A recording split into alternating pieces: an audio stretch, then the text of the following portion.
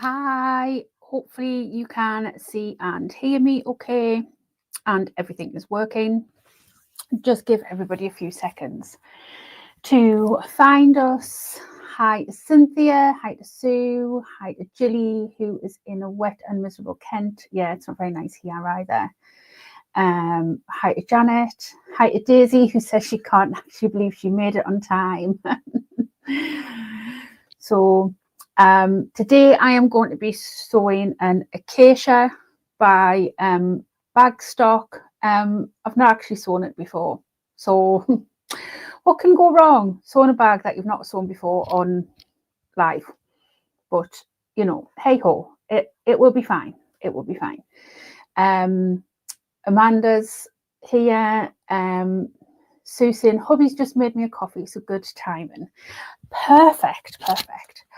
Actually, I'll leave my little banner up for a minute, just while everybody comes on and joins us. I am a little bit chilly today. I have actually got the heating turned off in here though, because sometimes when I'm working and I'm sewing, I do actually get a little bit too warm. So probably best to have it switched off. So yeah, I'll run through the pattern pieces with you, kind of how I've interfaced them, how I've stabilized them. I'm changing up my strap connectors slightly, similar to how I did with the dolly. So we will do that. Sue says, by the way, all good at hospital this morning, still in remission. Yay, that's really good news, Sue. Oh, I'm made up. That's made my day. Brilliant. What a way to start a Tuesday. That's so good. So Daisy's saying great stuff. Oh, right. So I'm going to take off that banner. And yeah, so I will switch over onto my overhead camera. Take my keyboard out of the way, move my mouse, and I'll move over onto my overhead camera, go through all of my pattern pieces, how I've interfaced them, and yeah, have a quick run through. So welcome to everybody who's joining me live this Tuesday. Obviously, if you're watching and it's not a Tuesday or it's later on the Tuesday, it's not live, you're watching on the replay. So it is a little bit more of a chatty video. I am not the world's fastest sewer, so it's a little bit more of a laid back sew along. But yeah, if you've got any questions, feel free to pop them in the chat. If you are watching live, if you're watching a replay, pop them in the comments and I'll get a notification and I'll come in and answer them in the comments as well. Susie and I have this pattern but not made it yet. No, I've had it for a while, but I couldn't find it actually, so I had to go in and get it again. I don't know what I've done with it. So okay, so I'm going to go into my overhead camera. I have already done my crossbody strap. I have a video which is linked in the description box down below. 3 different ways of doing crossbody straps. So you can go and watch that and decide which way you want to make your crossbody straps. I've already done mine up. So this is a 1-inch just vinyl strap. So I have used 1-inch swivel clasps and a 1-inch strap adjuster, and I've just attached it with rivets. So that is already done. Susan, remember to give the live a like. Yes, thank you very much. Dawn's here, just got here at 7 a.m. here. And Amanda saying, love your hair and nail colours, Deb. Thank you. My nails are about 2 weeks in now, actually. They were about 4 weeks from getting them done the last time, so they were well overdue. So, say crossbody strap already done. So I am changing up how I'm going to attach my strap connector to my gussets. So I have my gusset cut out. My exterior is vinyl. My interior is a cotton, just interfaced with a woven interfacing, and my gusset, what I've done is I have stabilized with some Decovil out of my seam allowances. Hopefully you can kind of see that, because then I've gone over with some fusible fleece as well, because I wanted it to be a little bit squidgy, but I didn't want to use foam. So Decovil out of the seam allowances. I have put the fusible fleece in my seam allowances. Obviously I'm sewn on an industrial, which is a Jack H2. So I know that my machine can cope with it. If you're sewing on a domestic, keep the fusible fleece out of your seam allowances too. And then for my strap connectors, instead of cutting the strap connectors as the pattern stipulates and sewing them on in like a little box, I'm going to just come out onto the slightly bigger screen. Mine is going to run the entire length of my gusset and be folded over to encapsulate the D-rings, but I'll show you what I mean. So how I've cut these is 2 inches wide, because my hardware is going to be 1 inch, and it is 20 inches long. That's the measurements I've used. Hopefully it's going to be right. We'll find out when we get to that bit. But that's how I've changed that up. And I'll show you how I'm going to attach that when we get to the strap connectors and gussets. So you need 2 exterior top pieces. I have just used some fusible fleece outside of the seam allowances. It's only in that gusset piece, I think, that I have actually kept the fusible fleece inside of the seam allowances, and it was just actually to keep the Decovil in place. So 2 exterior top pieces with the fusible fleece outside of the seam allowances. I've then got, sorry, I'm just trying to keep all my little labels together. I've then got an exterior front bottom. This is in vinyl as well, and fusible fleece out of the seam allowances, and an exterior back bottom, fusible fleece out of the seam allowances. Now, because I'm doing these in vinyl, none of these have extra interfacing or anything on. I've just put the fusible fleece straight onto the vinyl. I then have my 2 flap pieces. My exterior is vinyl with fusible fleece out of the seams, and then I have this amazing chicken fabric, which is a cotton, so that has been interfaced with a woven interfacing, and they're the two flap pieces. Just trying to keep everything together. And then my lining pieces, I have 2 interior slip pockets. These are just cut out of a quilting cotton, interfaced with a woven interfacing. I have a zipper facing, which I have already made my marks to create the box, but I'll explain how they get drawn on when we get to that stage. There's 2 interior zip pocket pieces which go with that zipper facing. Again, cotton fabric interfaced with a woven interfacing, and I just have a number 3 zipper to go with that. I had one of these that is in my stash I've had for quite some time, and I thought I would use that up to go with that. I think that is a number, it's a 7-inch zipper, so it's a little bit longer than what I need, but it will work well. I have my front pocket lining. Again, it's just in this cotton and interfaced with the woven interfacing. And then I have my 2 lining pieces interfaced with woven interfacing.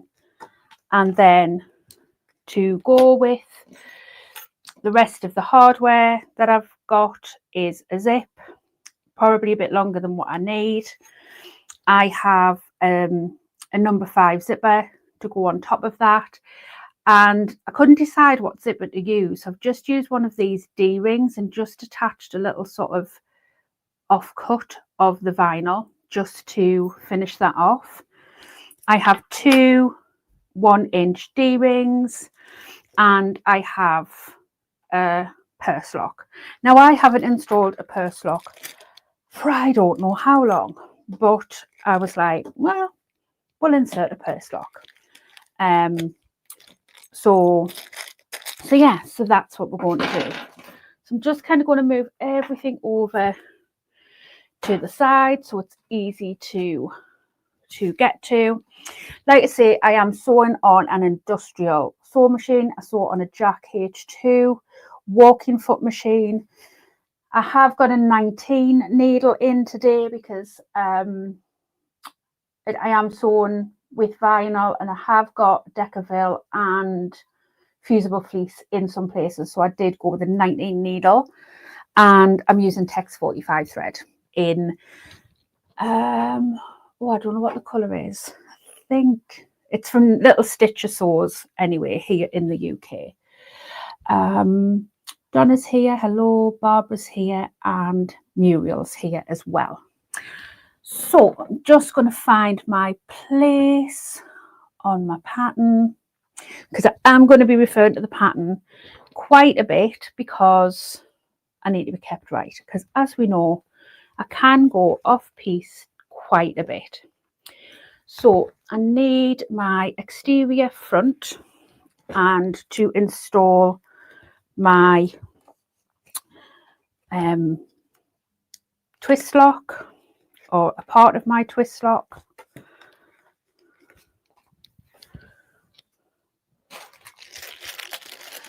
Sue says, I've used purse locks but struggled with cutting the hole, so purchased a set of punches. Yeah, I've got my punch to one side, and I'll probably use my press to punch my hole as well.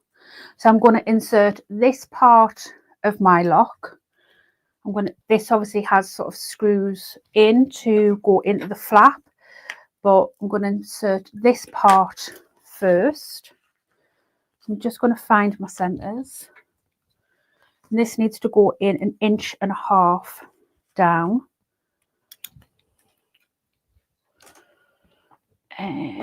Where's my ruler? There's my ruler. I hope everybody's been having a nice Tuesday so far. I've been really quite busy today. You know, when you just sort of, your day just sort of goes away from you and you're like, wow, that was a really, like, where has the day gone? So 1.5 inches down. And I'm just going to line it up. I just need to look to see where my prongs need to go on this one. If you're ever not sure which washers, like which holes in the washer that you need to put your, put your things through, just offer it up, and then you should be able to sort of see where it needs to go. Because some of the washers are different.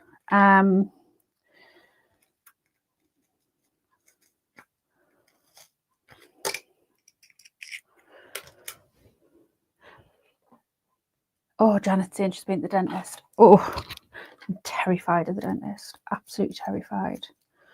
Michelle says hi to everybody. So I'm just going to use a little bit of glue on the back of the hardware. You will notice that I tend to use glue on the back of the hardware most of the time, just to give a little bit of extra strength and reinforcement. And even though we have fleece there, which will give some extra strength and stability. I am just going to put some Decovil on the back as well, because I want it to be as strong as possible.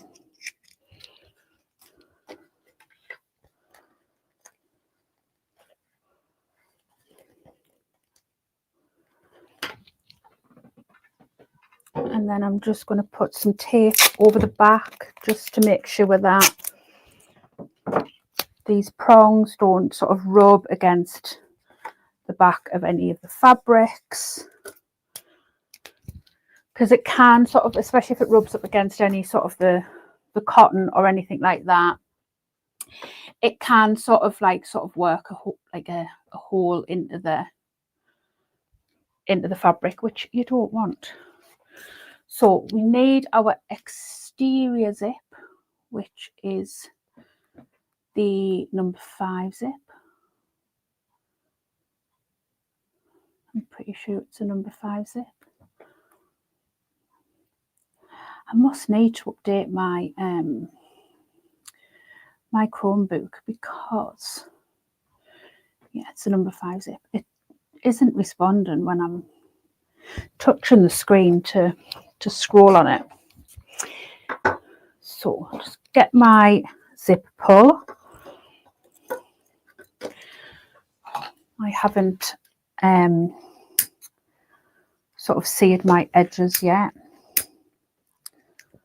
so I'm just doing that just to stop it fraying when I add my zip on.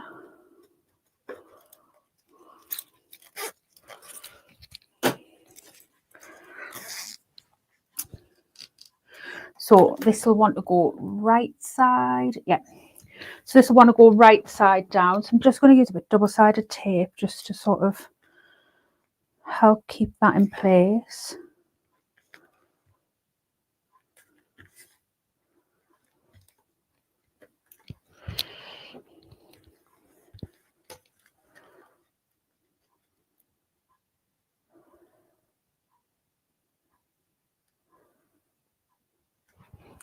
I'm just going to use my pin to help get the back off there.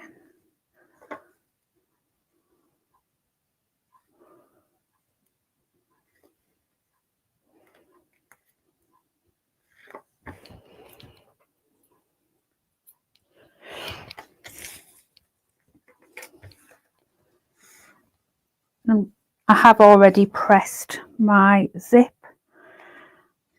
I've been very prepared this morning. Well, I shouldn't have said that actually, because now I'm going to realise I haven't cut a pattern piece out or something along those lines, aren't I? Yeah, I should not have said that. Take that back. Take that back.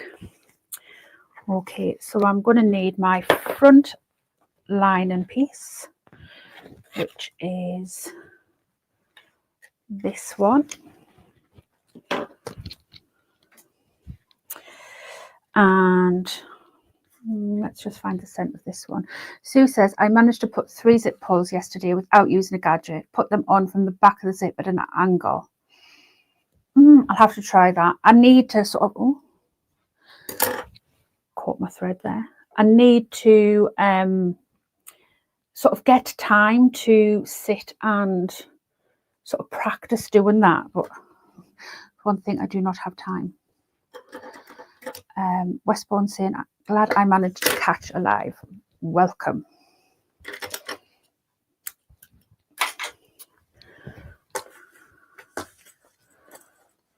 So I'm just going to match the centres up there. Pop a couple of clips in.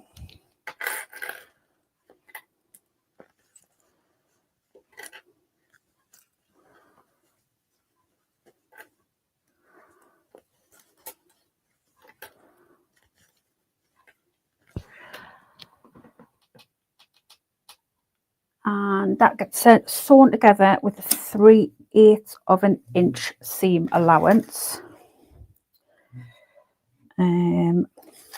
Change over to my other foot. Just with me sewing a zip in does just make it a little bit easier.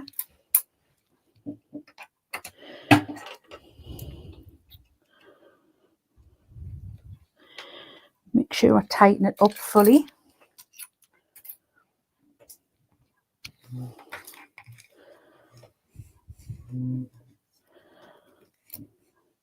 So when I'm constructing, I always stitch at 2.5, unless I'm stitching all in vinyl. So if I'm stitching lots of different vinyl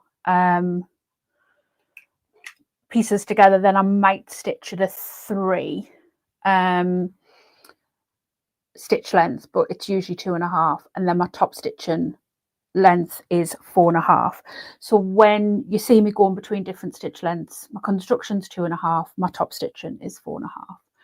Michelle says, yeah, you have to practice. I got the silver towel thing from Amazon years ago and I couldn't get them on now.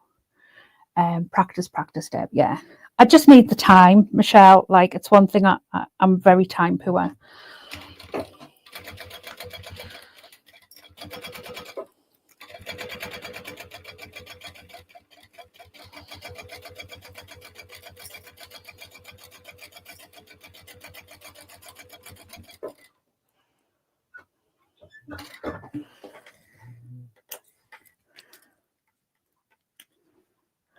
So I've just left on all of that excess of that zip.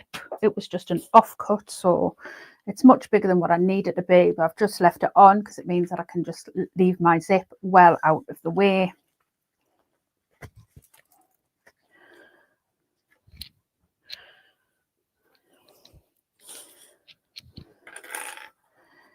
I'm just going to pop a couple of clips, just one on each side, just to keep that together while I top stitch.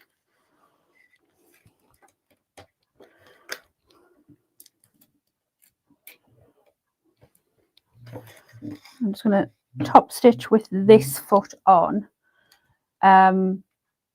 Ideally I would prefer to top stitch with my other foot on because that's what I prefer, but I know I'm going to need to use my foot for the other side. So rather than switching over to my other foot, I'll manage to top stitch with this foot on. So I just always try and keep hold of my threads.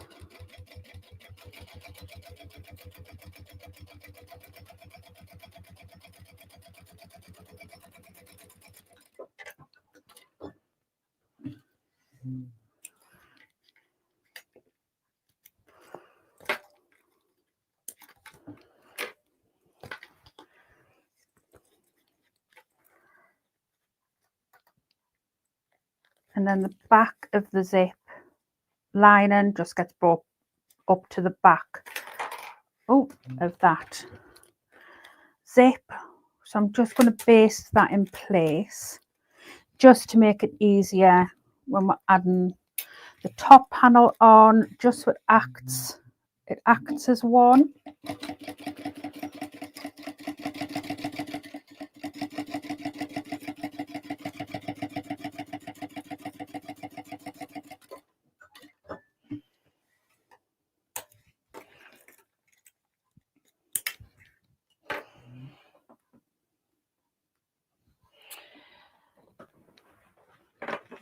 I'm going to move these over onto this side. I think that would be easier when you're right-handed.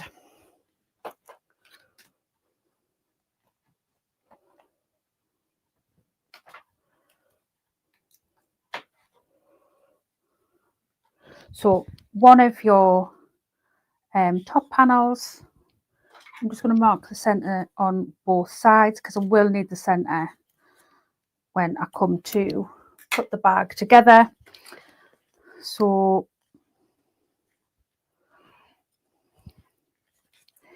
just basically clip it all in place, making sure everything lines up and that you're happy with it. Lost me the clip, probably chucked it on the floor somewhere. Tell you what, should we lose my name and a thing at the bottom, just in case it stops you seeing anything. We all know what I'm called now, don't we? And then again, this is sewn on at 3/8 as well.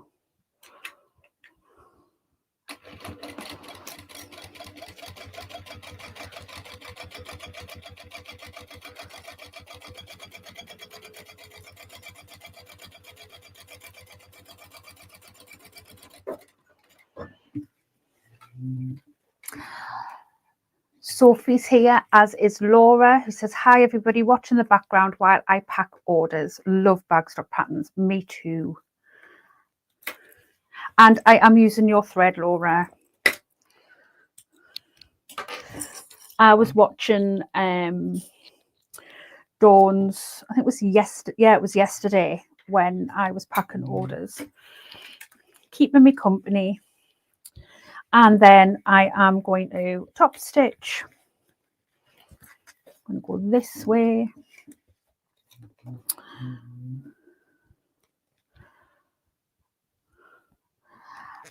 Basically all the way down here, change over to my top stitching length.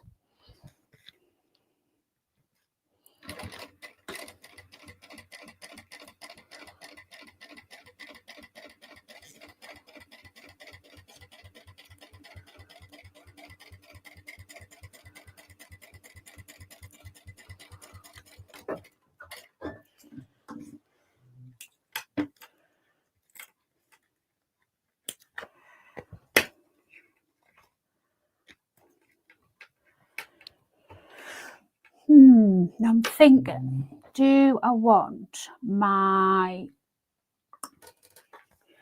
nameplate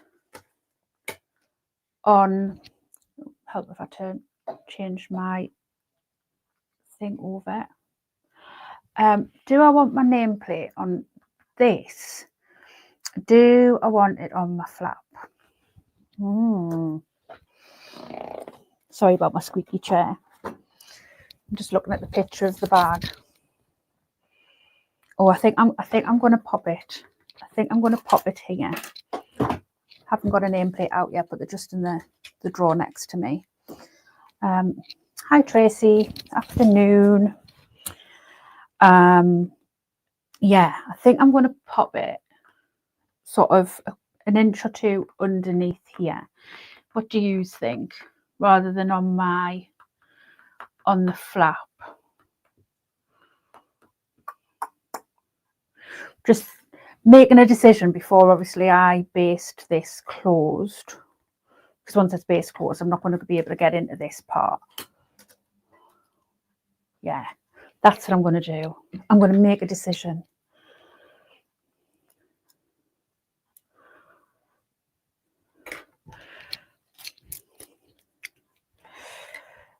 So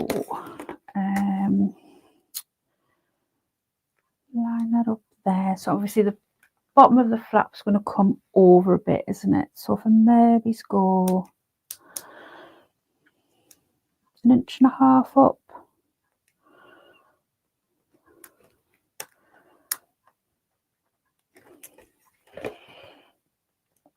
Try and make sure that that is straight.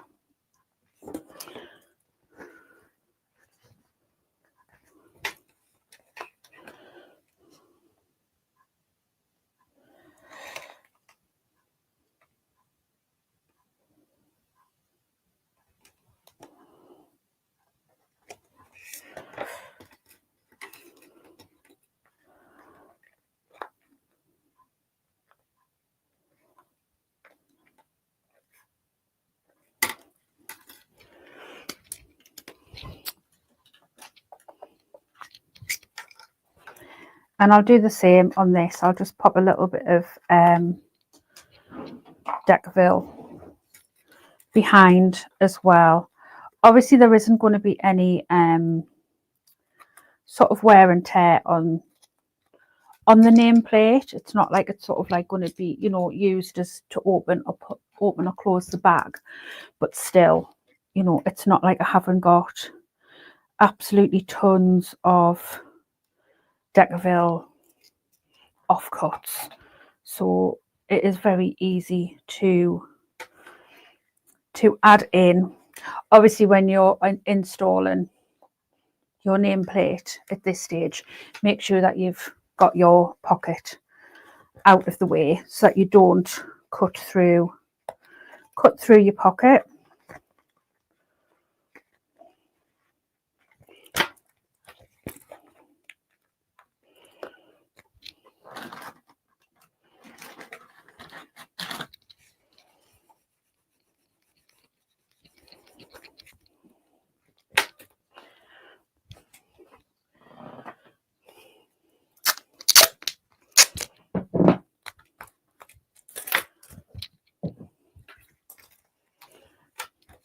There we go. Right, and move your zip. And then I'm just going to baste round this part here just to enclose that pocket. I can change my zip foot over now because I do prefer my other foot. This is the one that I tend to sew with the vast majority of the time. Just make sure that it's properly tightened up.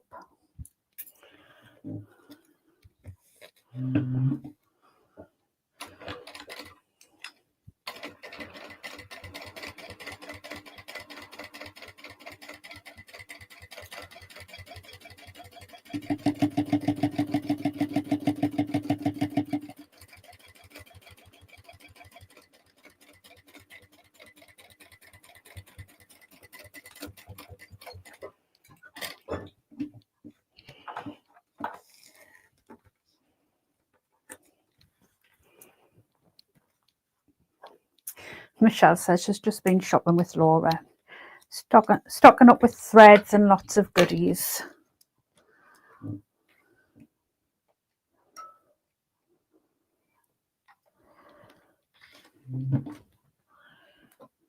Okay, so I just want to make sure that I trim all of this back. Let's get my bigger scissors.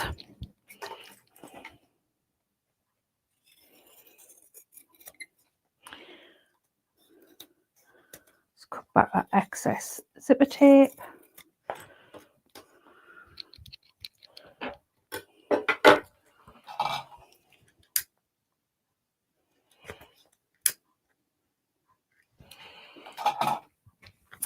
And I'm just going to pop that to one side for the time being. And we're going to work on the flap.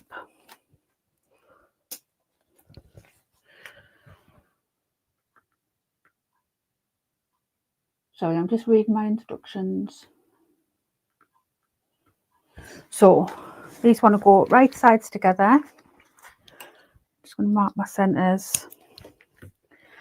And this is getting sewn together at a 3/8 seam allowance.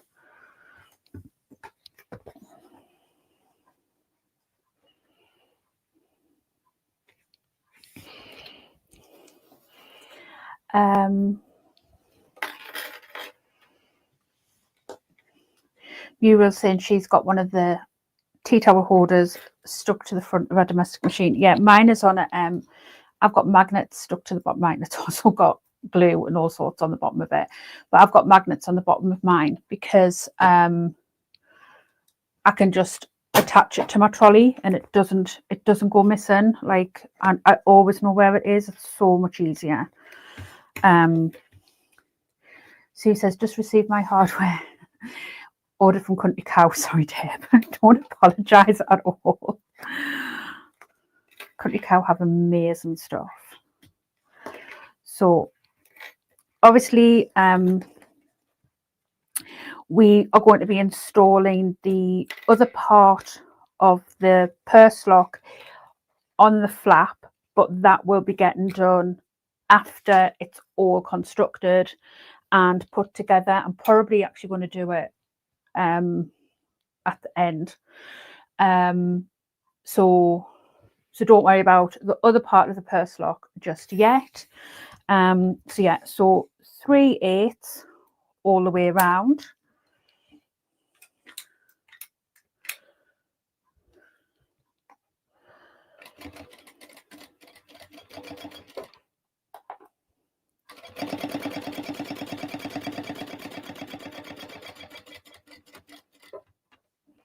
Oh,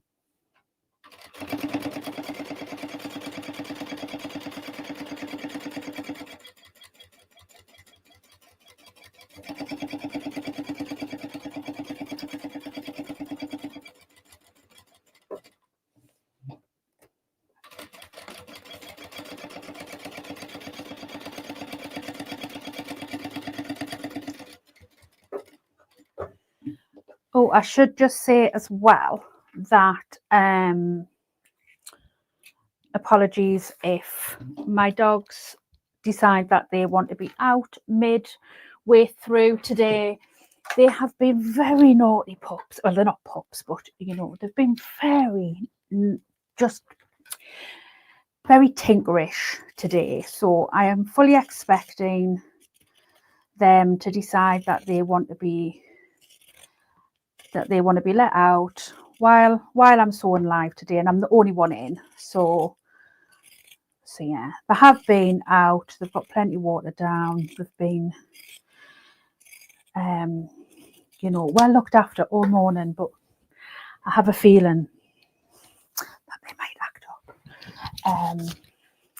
Oh, matte black will look lovely, so I do like matte black.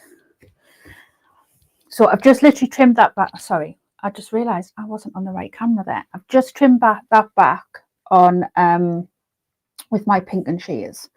I could have trimmed it back just with my normal scissors, but because I had this little curve here, I've just used my pink and shears all the way around. Janet says I have mine stuck to my machine. I don't think I could get anything else stuck to my machine, to be honest with you. I have quite a bit. I have my snips, I have my scissors, I have my spare feet. Well, I have 2 pairs of scissors. I have my screwdriver, I have some spare pins. So yeah, I have quite a bit stuck to my machine. What do I think of your fabric coaster? I think it's fab.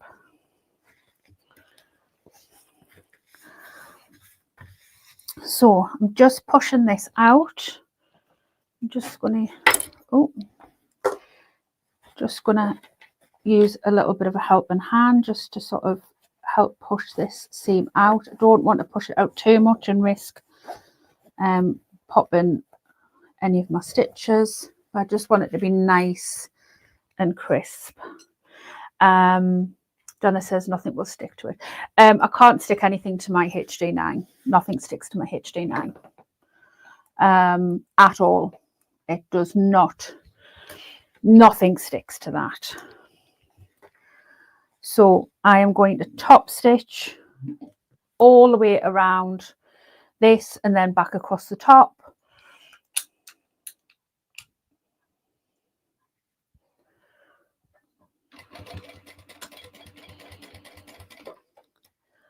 I'm just taking it nice and slow, just making sure that I'm happy with it.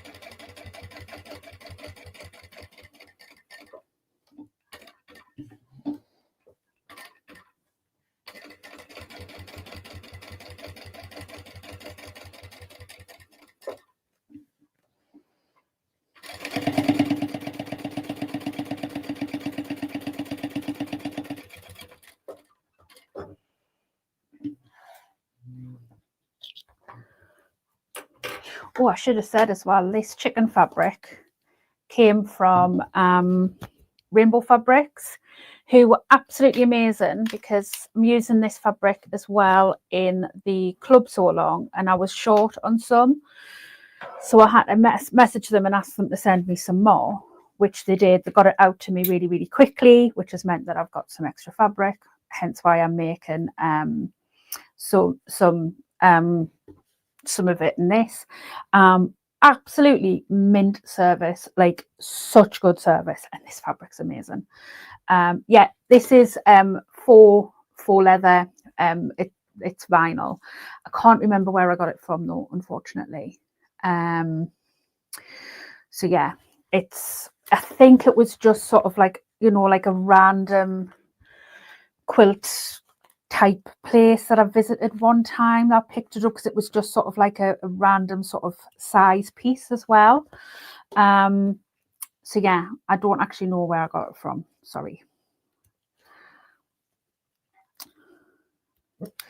So this is my back bottom, and I am going to put the flap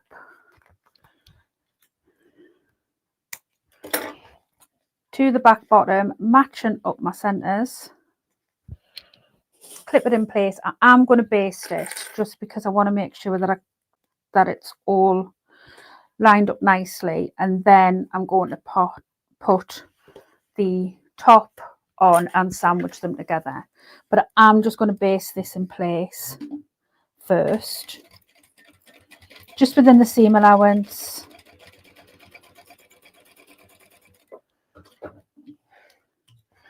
Because I don't want it to shift when I'm putting these together. So again, just matching centres.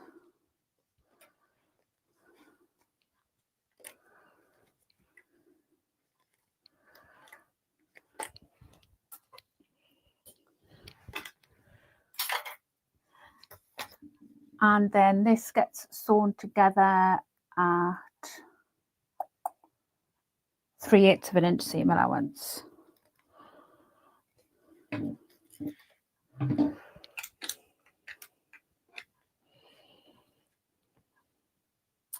Maureen says, hi, just spotted this live. Tracy's saying love rainbow fabrics. Me too. Like, I always seek them out when I'm at any of the shows or anything like that.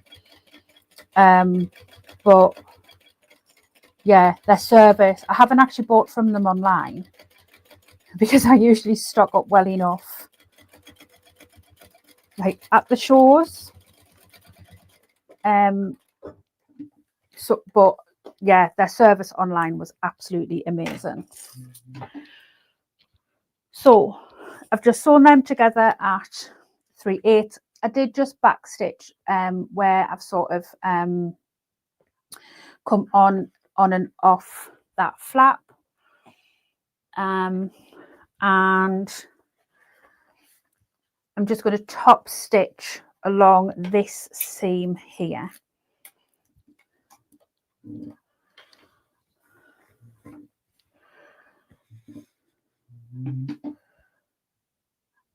So I have quite a bit of bulk here, so I'm just going to want to be careful with my stitching. If I need to, I can use my single stitch and my hump jumper.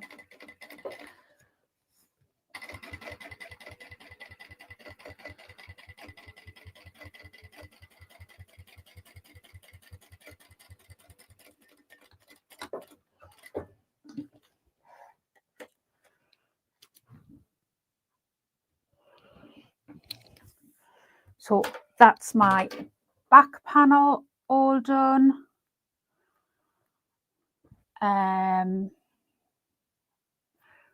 Right, that's telling it to go on your lining, but I think I'm going to go on to my gusset and my snap connectors and do them, and then do all of my lining together. So I've cut this, like I say, 2 inches wide by 20 inches long. If I find that it's a little bit too long, I can cut it down if needs be. And I have just put a little bit of Decovil along the middle. It's about 2 inches from the end, because I do just kind of want it in the main body of the strap connector. And this is 3/4 of an inch wide. I don't want it the full inch wide, because I sometimes find that when you're folding it in, if it's if it's a full inch wide, it's not crisp. So I like to do it 3/4 of an inch wide. So I'm just going to put some double-sided tape along. Oh, what have I done with my double-sided tape? I have had it. What have I done with it? Oh, there, it's there. Staring me in the face.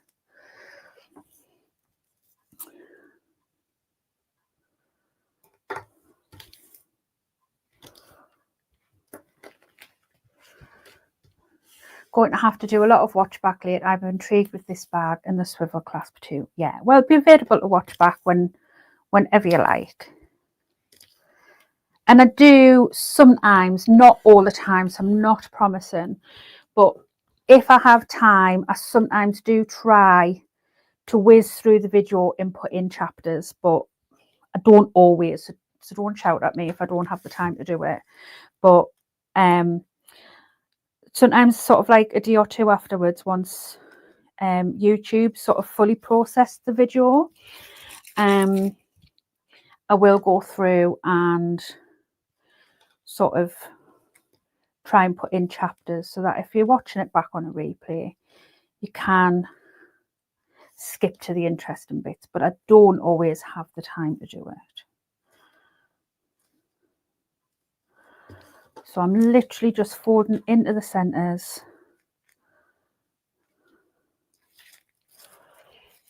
And like I say, the reason that I do the 3/4 of an inch is so that that Decovil isn't buttered right up to that edge, because I find that if it is sort of right up to that edge, it can sort of crinkle and it doesn't always look the nicest.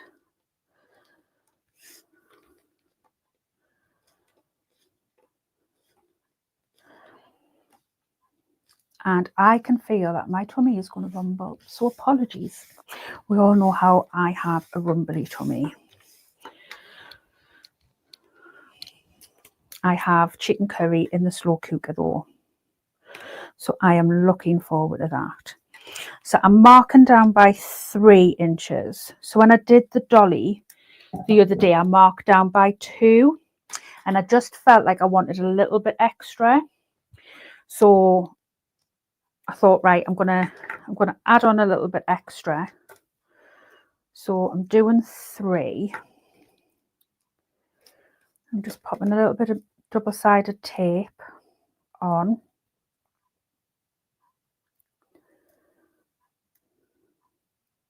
That's probably why my stomach's going to rumble, actually, is because I can smell my curry in the slow cooker. And then I'm just going to fold that edge to that line that I've just made. Get a couple of clips, because I'll just stick a clip in to keep it in place. And I'm going to do the same on the other end. And then pray that my maths is right. I mean, maths is not my strong point, so we might have to jiggle. But I mean, we can just kind of fold these in a little bit more if I have too much.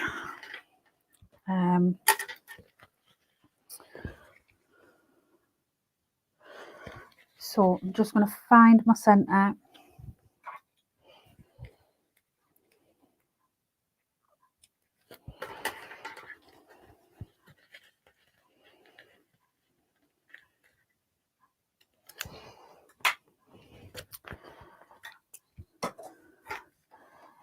And needs to be, do it this way, it's easier, 1.5 inches down.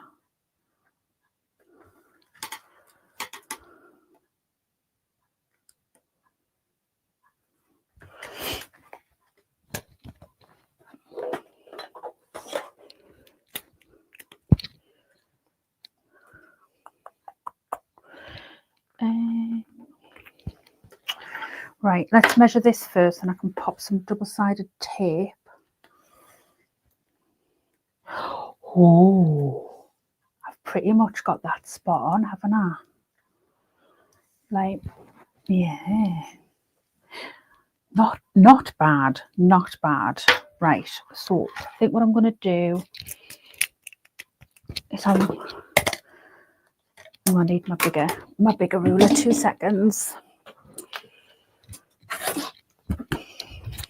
That one's just not quite long enough.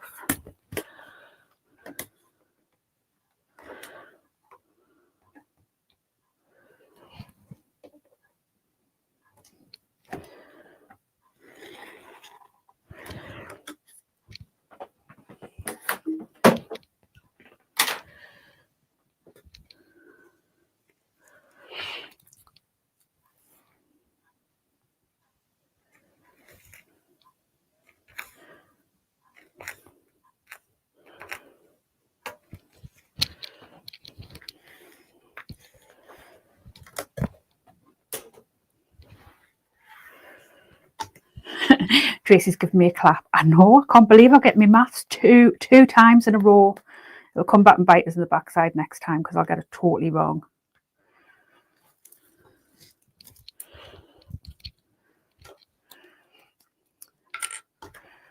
So let me just make sure that this is lined up.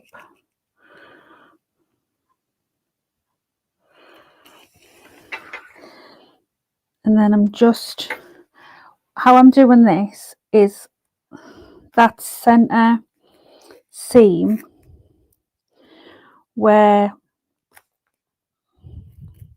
the edges meet is I'm trying to lay that over. That needs to come down ever so slightly. It's too high. I'm just trying to lie that over that line that I've marked.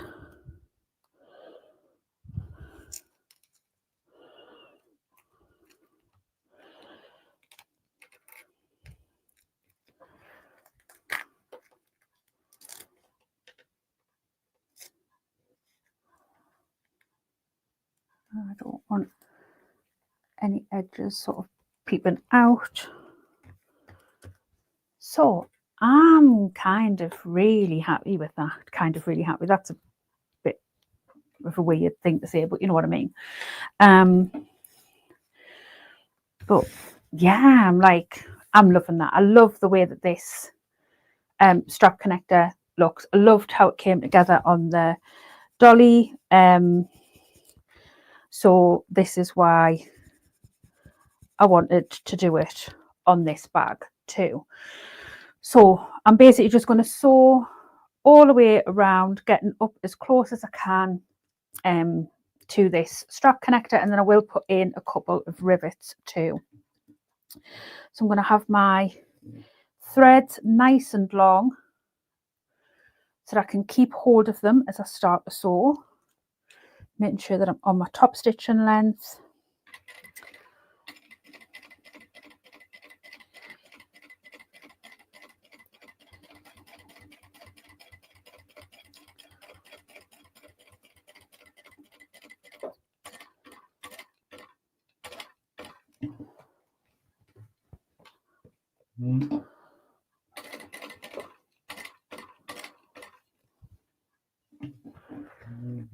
And I just want to protect that hardware.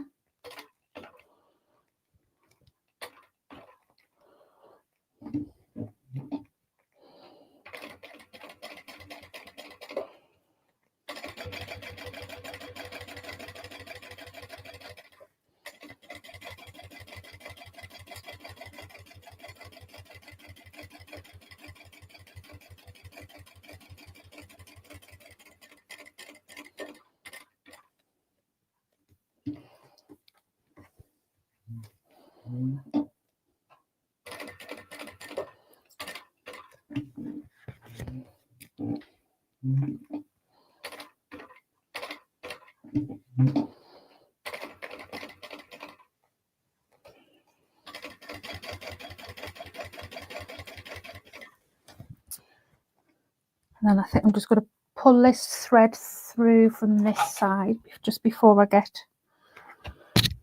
to it. find it easier to pull one thread through at a time than both together.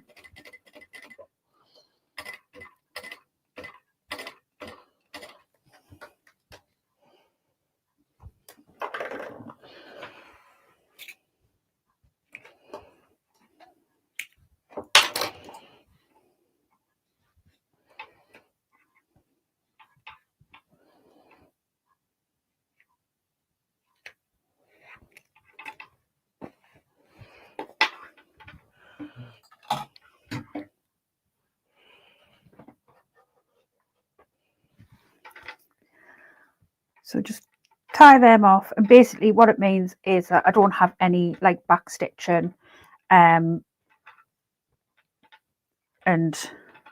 sort of no cut threads on that side. If you know you want to back stitch and cut your threads, that's absolutely fine. You know, there's no right or wrong way.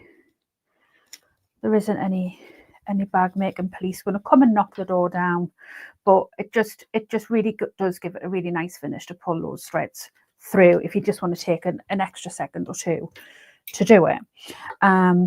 Right, so I am going to pop a couple of rivets in because I think that will just set it off as well. It will just really finish it off.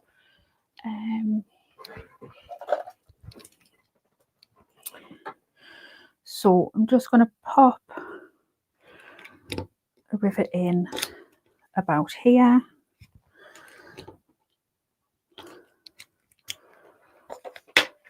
Through.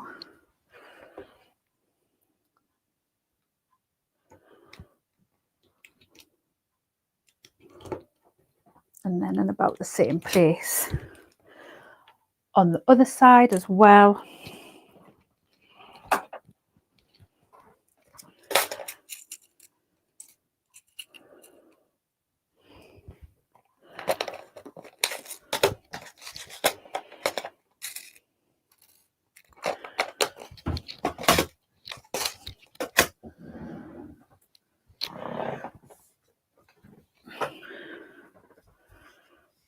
Excuse my creaky chair. You wouldn't think it's like a newish chair. So I'm just popping those rivets through, putting the back on.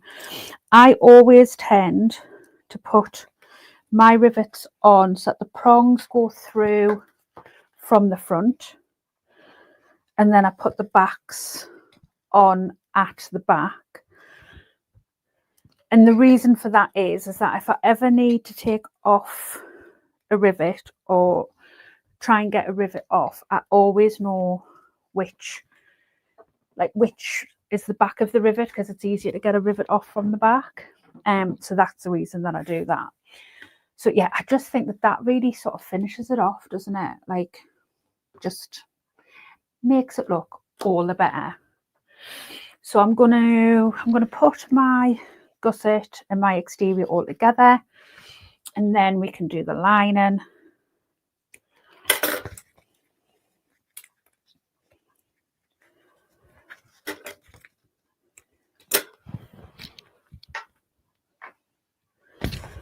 So I'm going to put my back piece on first. So I'm just going to match my centres, get my clips, because I'm going to need plenty of clips, and get my stapler.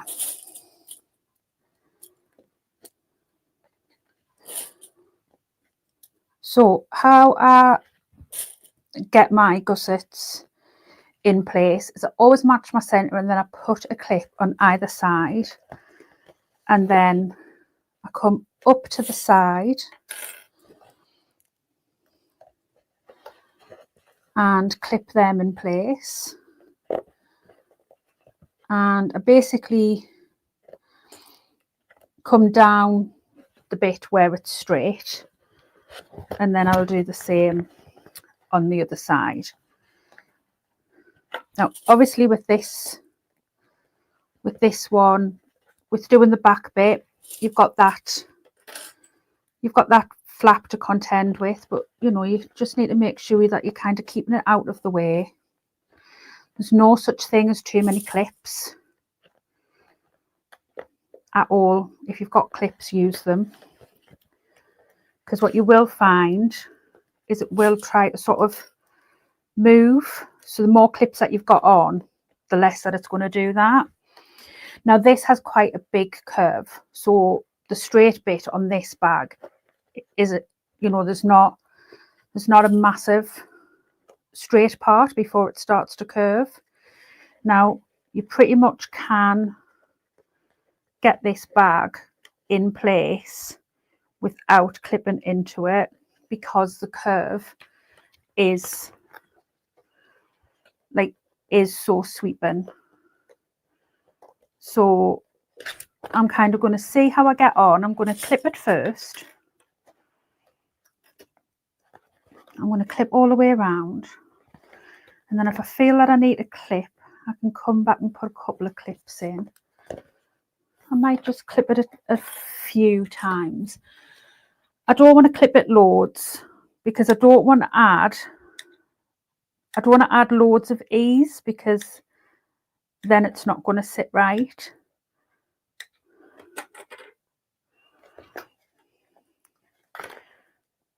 I'm basically just wanting it to sit as flat as possible.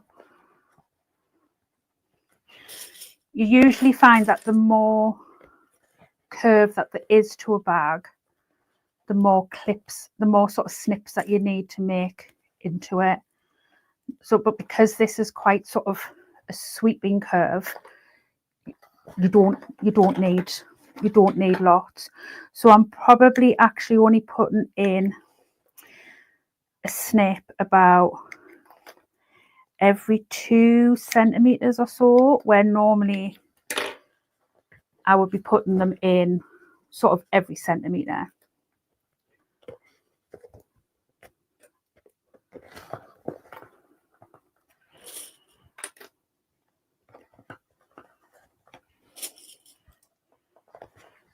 And that's gone in beautifully. But where that curve is, I want it to sit really well, and I don't want to be removing these clips as I sew. So I'm going to staple it all the way around.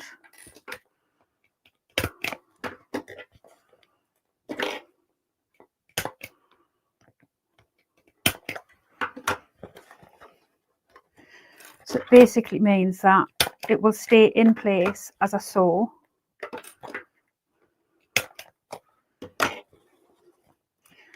So in theory, giving me a very nice seam, no puckering.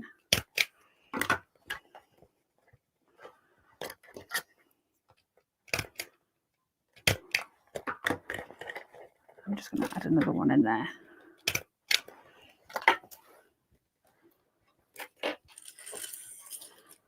And then clips back in there for the time being.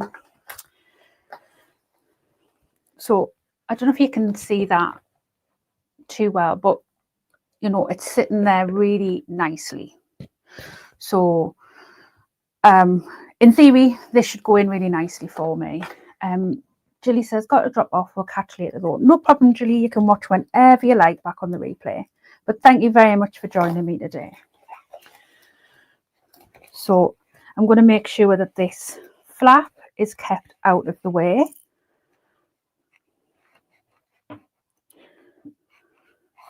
And let's switch over onto the other foot, just for where we're going over that, up next to that flap. I want it to be as neat as I can possibly get it. So if I switch over to the other zipper foot, that should make it a little bit easier. So if I switch over onto the other camera, you should be able to see that that's going to make that a little bit easier. I'm going to put my seam guide on, put my clips there. And I'm just going to keep an eye on those staples, just to make sure that they should be within the seam allowance, but I'm just going to keep an eye on them so that if I think I'm going to sew through any of them, I can use my remover to take them out. Now, I always sew a gusset with the flat piece on the bottom and the gusset piece on the top. That's because it's easier to maneuver this material, this extra material, from the top than when it's underneath, I find anyway. If you find it easier to do it the other way, do it the other way. You know, there's no right or wrong way to do it. This is just how I find it easier. So I'm kind of going slow where I've got those staples, because we all know how accident prone I am, and I don't want to be sewing through a staple and breaking needles or any more fingers. Wonky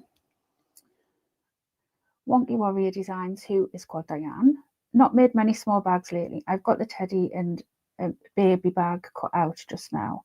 I'm not normally one for making small bags. Like, I'm normally like, the bigger the better, but I've actually really enjoyed making like the dolly, although I'm really tempted to do what Dawn was saying and make it at 150, because I think that would be awesome.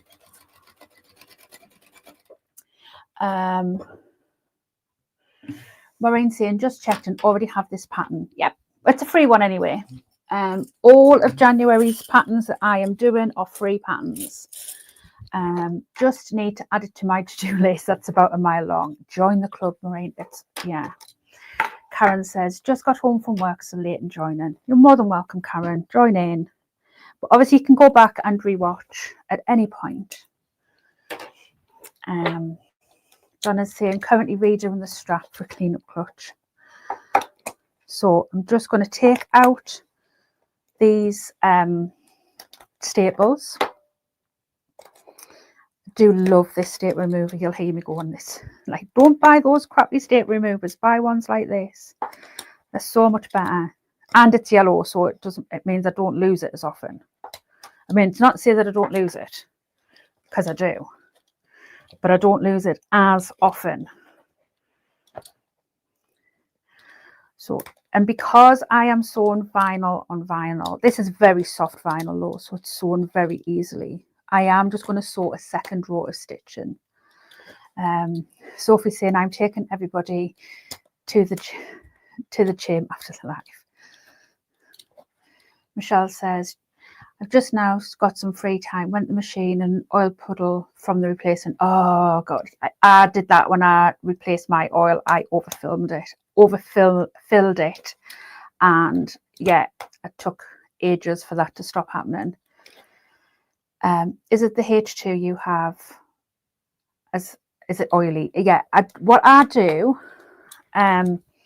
every time before I start sewing is I get, this is just a little fat quarter that I got from, it was in a pack. I literally wipe all up here and underneath my foot before I start sewing. When I start my day, that is the first thing that I do. I could have a flashing light and I'd still lose it. Yeah, to be fair. Mine would need an air tag. I mean, I don't have an Apple phone, like, so probably wouldn't work, but yeah, I'm forever losing stuff. So yeah, so I'm just going to go around and just do a second row of stitching all the way around, just behind that first row. This is a good opportunity that if your stitching's gone a little bit wonky, that you can kind of neaten it up. Tracy's saying staple remover. Yeah, that's my staple remover. It's just so much better than those clicky ones. Awful things. Stab myself with them. I stick kitchen roll under the presser foot each time. Yeah, that's a good idea. But I do wipe mine down before I start sewing every single day, without fail.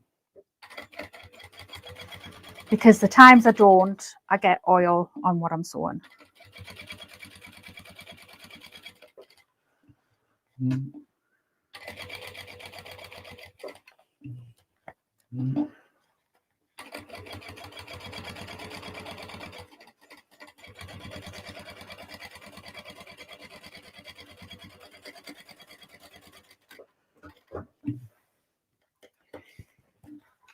So usually have maybe need to trim the oil wick. Yeah, maybe.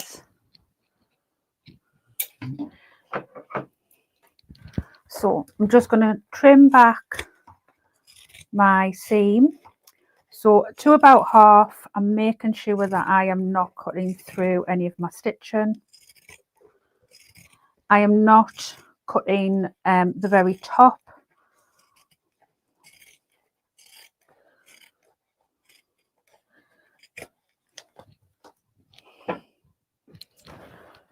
And then I'm literally just going to repeat the process.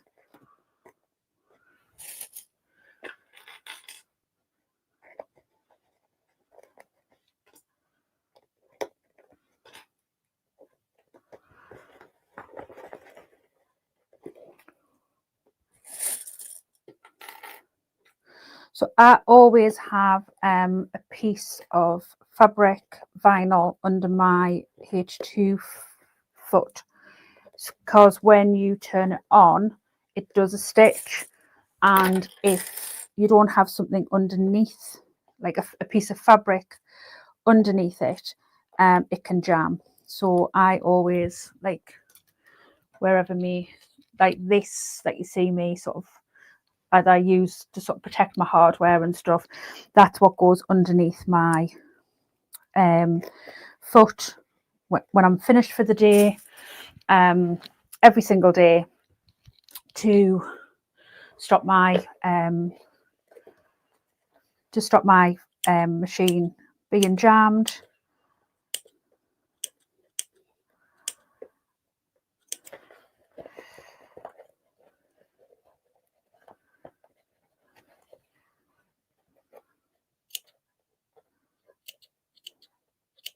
It might be worth giving where you got your machine from a ring, Diane, and see if they have any suggestions.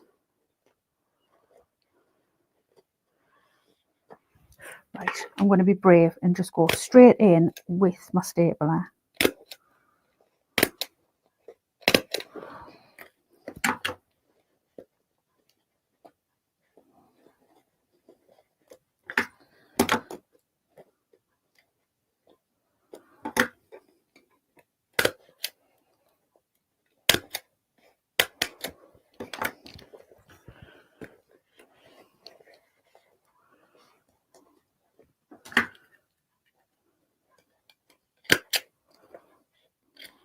Oh,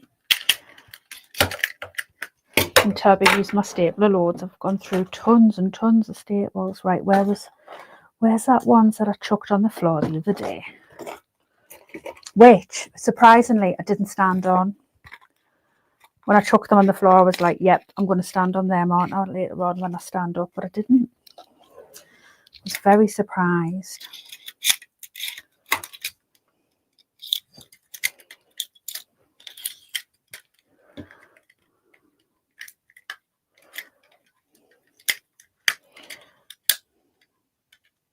Can't remember how this goes back together now.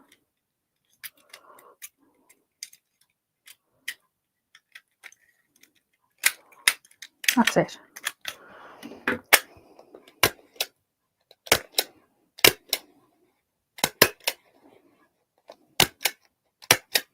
Go. Jonathan, I need a new stapler. Mine's tiny. and doesn't like statement fabric. Yeah, I've used a few sort of different ones over the years, and that longer one's definitely the best one for doing this type of job, 100%.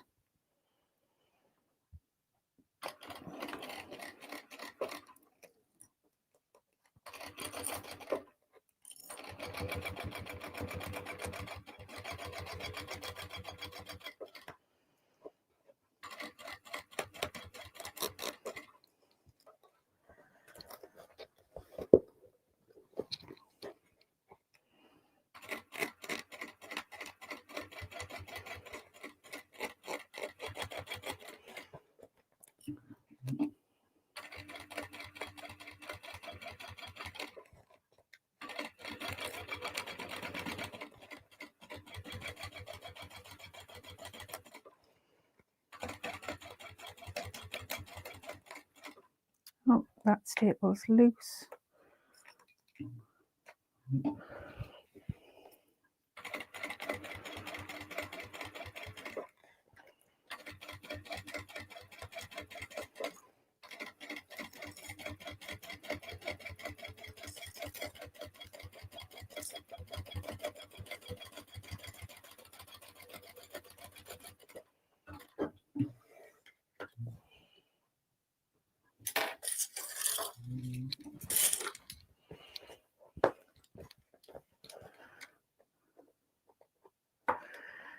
John's saying, seen a load on Amazon, not sure which one to get. I can send you the link that I got, because mine was just off Amazon, I think. I can go in and look at my history and send you the link to that one if you want. Mine's from them too, and their own brand. If it's over oiling on the needle uptake, I just wipe everything over. I saw.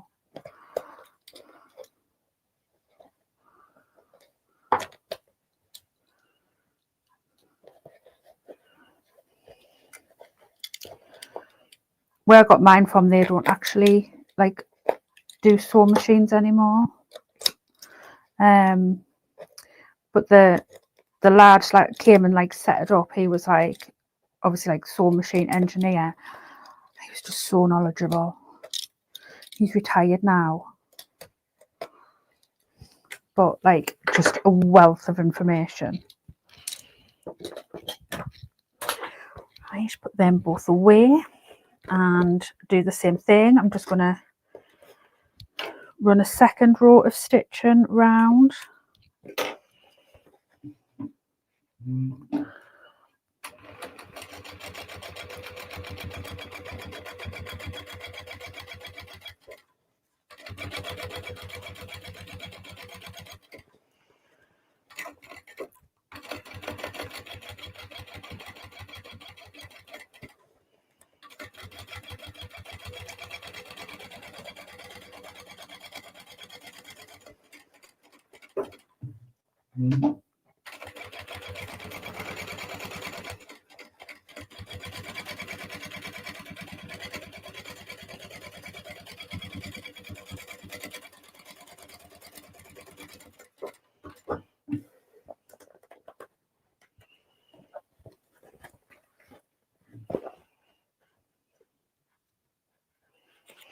Remember talking to you about buying yours, Deb? I got mine just before you. Yeah, I can't even remember how long I've had mine now. Good couple of years, I think.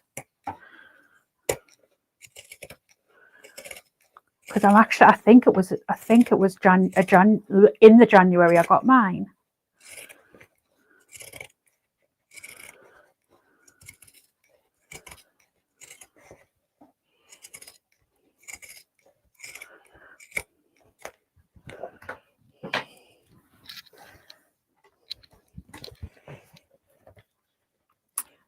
And then just before, Diane's saying she's had hers 5 years. I wonder if I've had mine 3. God, how time flies. So just before I move on, I am just going to sew open these seams at the top. So all I'm doing is I'm putting in a couple of stitches at the top of each of these seams. So when I come to put the bag together, it's much easier. And it's a little bit awkward to do because I have got quite a bit of structure in this bag, but I knew that that's what I wanted. Probably would be easier if I put my other foot back on, but I'm making it work. I'm going to put my other foot back on in a minute. Are you using pink and sheets for this? Yeah. That's why it's all serrated.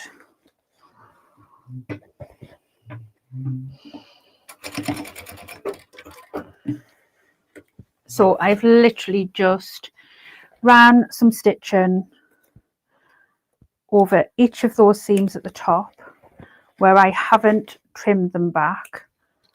So those seams where I've cut the seams back, I've left about maybe it's 1.5 inches, 2 inches where I haven't cut them back.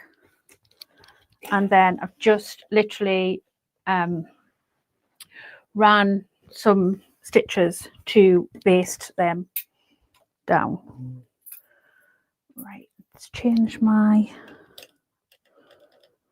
foot back over.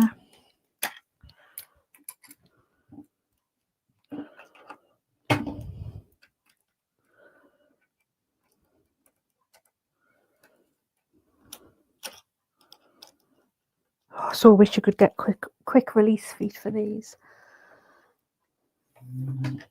Right, let's put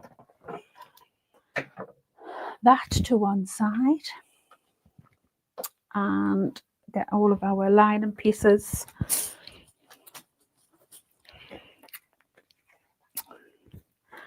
So I shall do my slip pocket first. So it's basically put the slip pocket pieces right sides together.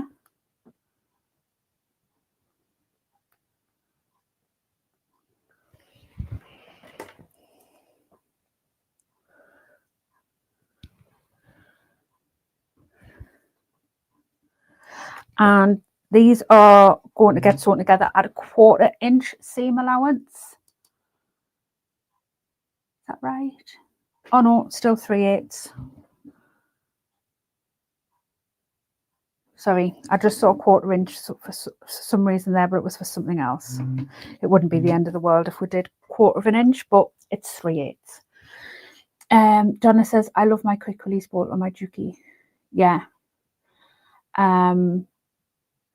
Tracy's saying the lighting is really good on today's video. Yes, me and Andy spent so much time the other day moving things around, changing the light round, changing the cameras round, so that I could try and get the setup as good as I possibly can. And I think this is probably the best with the way the room is.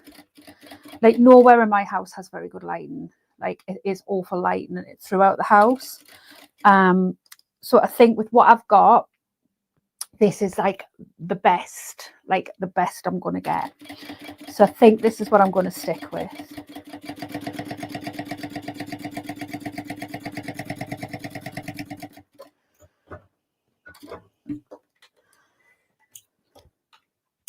But I have put darker curtains up at the window, which means that I'm not getting any like sort of weird lighting coming in through the curtains either. So yeah. So I'm basically just going to turn that to wrong sides together and then top stitch it. If you want to press this, you can. I'm just going to go straight in with my top stitch.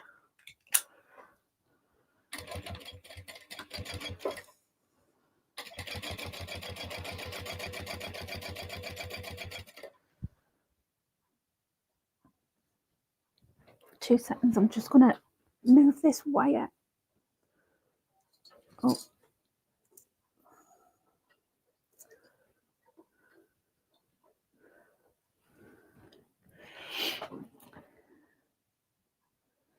sorry, the wire from my camera was touching the sewing machine table, so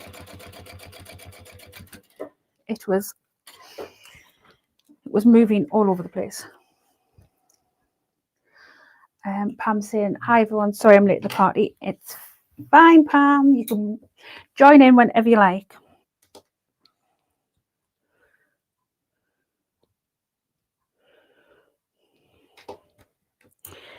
So this then just gets lined up with this bottom. You can match your centers if you want to, if you find it easier.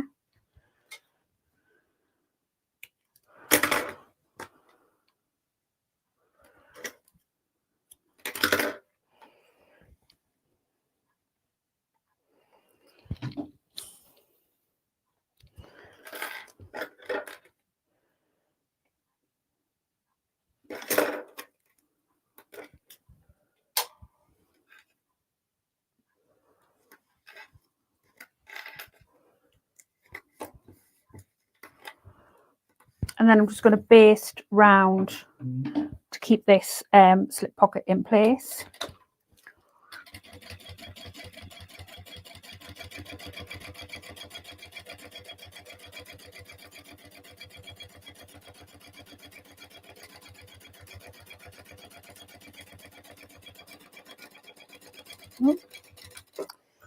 Went off a little bit there. Just catch that back in.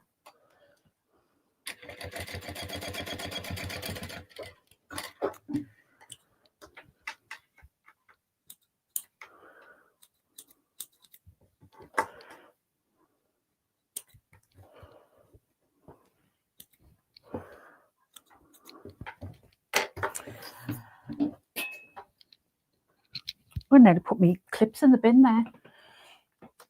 175.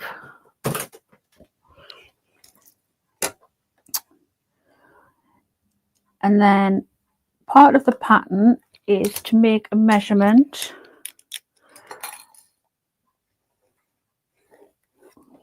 .75 in, and this will create a like a pen pocket. You don't have to do this if you don't want to. I'd normally leave the pocket sort of full. Switch over so you can see a little bit better on this angle. I would normally leave this pocket full, I think, but I'm going to put it in. It's not like me to follow a pattern, like, is it? But hey ho. So I'm literally just going to sew down this line. Put my iron on so I can get rid of this line. So I am going to top stitch. Sorry, I am going to back stitch just to sort of reinforce.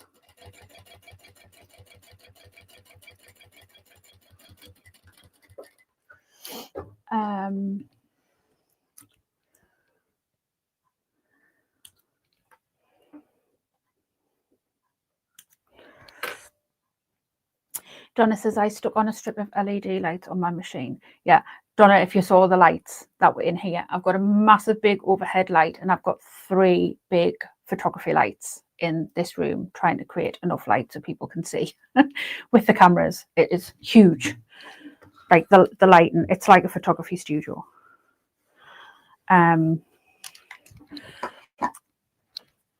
then Donna's asking, are they hairdressing clips that you are using? Been trying to find some. Yeah. Yeah, they're just like pin curl clips, because they're nice and flat, so you can just like put them in and out really easy. I like a pen pocket as always having to root around my bag to find a pen. Yeah, that's what I thought. I thought I'd put it in. And like I say, it's not like me to follow a pattern. I'm normally like, I'll do my own thing. But I thought, no, today I'll be good. So pocket facing, you literally, when you've cut your pocket facing out, you measure down from each side, both long sides, both short sides, 75 inches. That would be huge. 3/4 of an inch. And that gives you your box to sew around.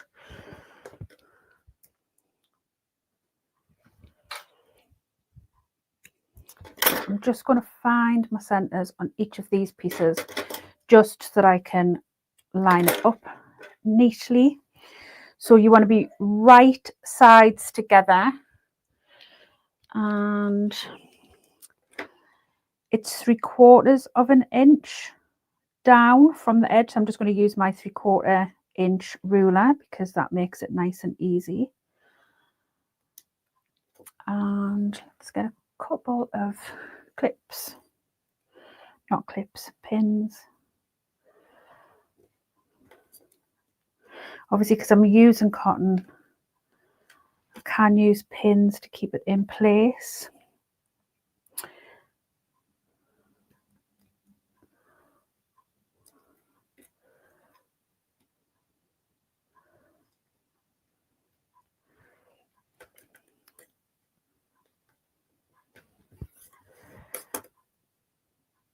Let's make sure that I'm happy with that.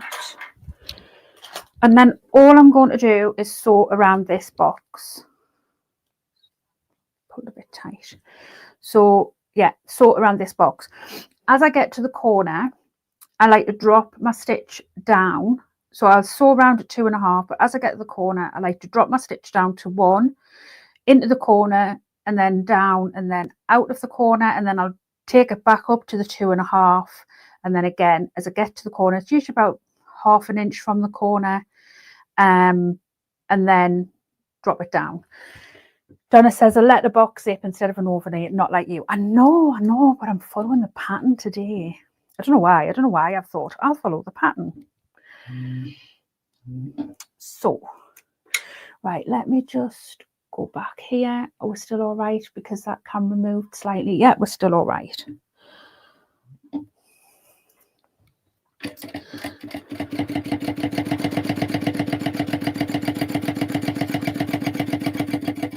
So literally when I get to here, I literally turn it to my smallest stitch. When I get into that corner, I lift my needle ever so slightly before I turn. And then do the same again.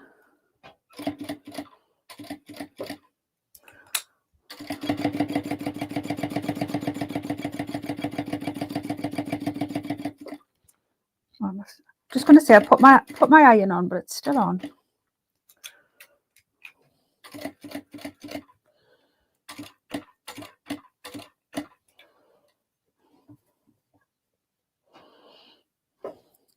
Take that pin out because it's sitting funny underneath my foot.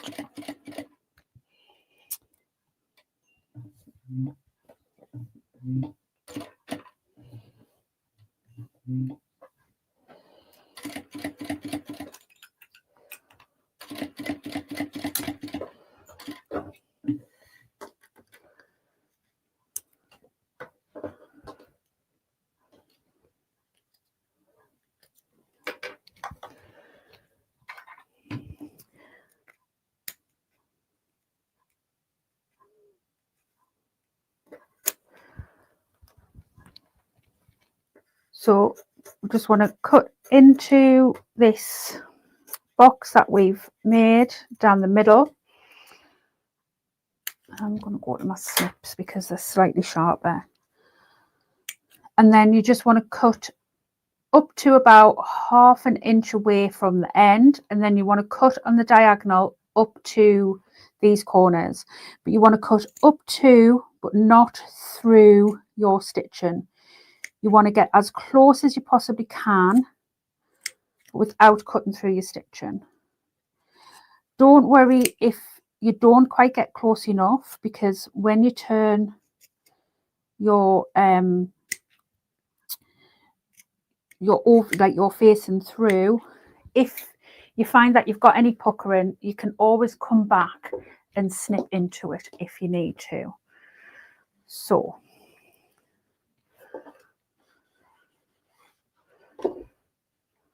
just want to press those first and then pull that overlay through to the other side, and hopefully it's going to sit nice and flat. Now I can see that and probably snip a tiny touch more there.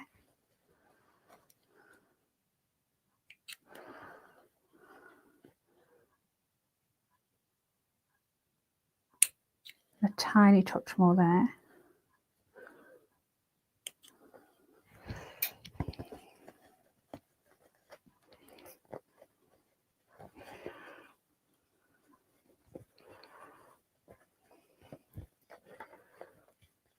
And then I tend to try and press from the front. It can be a little bit difficult sometimes with these smaller overlays. I tend to try and press from the front because you want the front to be as smooth as possible. So if there is going to be any, if there is sort of like going to be any sort of like pleats, then if it's at the back, it's not the end of the world. As long as it's sitting fairly flat, then it's all good.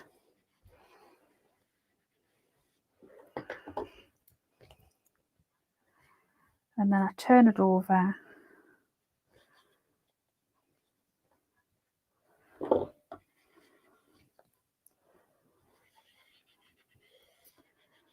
And just make sure that I'm happy with that, which, you know, I am. There's not really any puckering. You're never going to get it 100% flat, like completely. So let that air for a second or two while I put my zip linings together. So my zip has been pressed and I am going to attach my zip to my linings. So because we have done a facing, this needs to go into the zip box completely separately. So we do this by putting the zip to the linings and then putting this into there. So the zip goes onto the zip lining, right side of the lining up and right side of the zip up. It will seem a little bit sort of counterintuitive because it's totally different to sort of what you've done in the past with a lot of, or what you've possibly done in the past with a lot of different things, but it will work out. So I'm literally just basting this zip, edge of the zip to the edge of the, I'll switch over so you can see a little bit better. And then I'll just move this zip out of the way.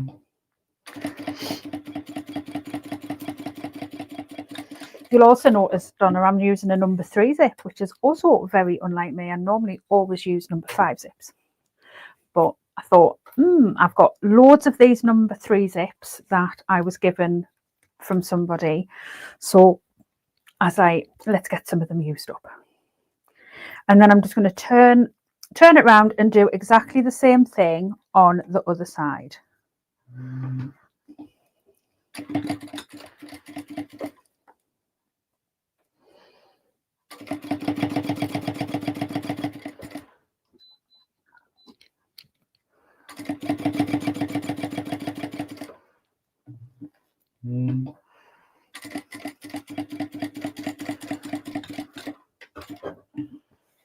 Oh, totally missed it there.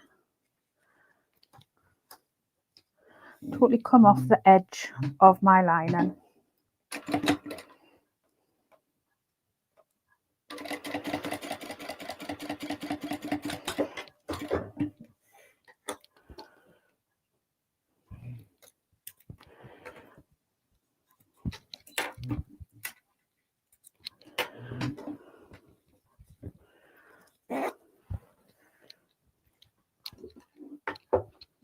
I'm just going to give this a press.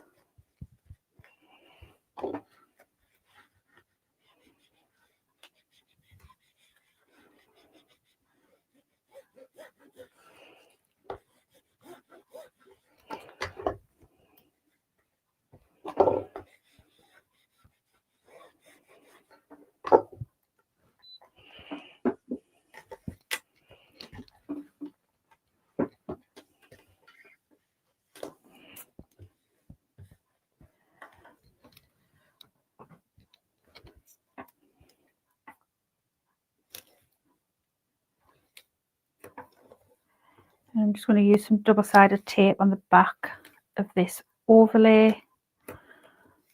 Not overlay, facing. That's because Sophie's saying I can hear doggies. Not mine. If it was my doggies, you would hear them, like as in, like you'd hear them. They'd be going nuts. It might be outside, maybe, but yeah, definitely not my doggies. Like my doggies would be going wild because they're very naughty, very unbehaved doggies. Like they're the sort of dogs that like would get kicked out of obedience class.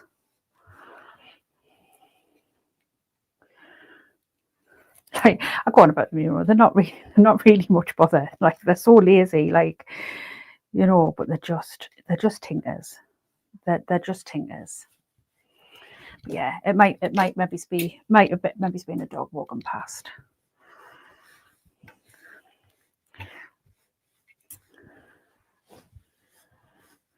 So I am going to sew around this box. Obviously my zip is here at the moment, so I'm going to start here.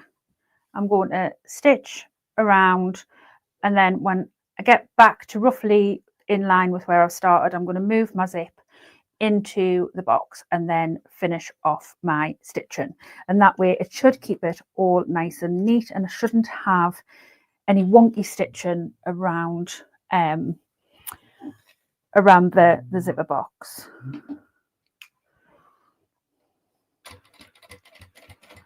Making sure that my zip is open, the lining pieces are open, and I'm not sewing my zipper lining shut like I have done in very recent history.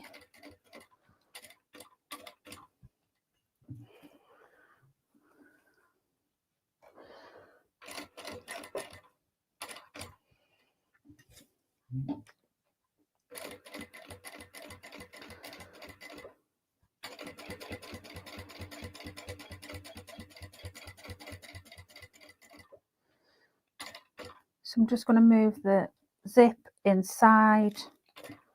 Oh.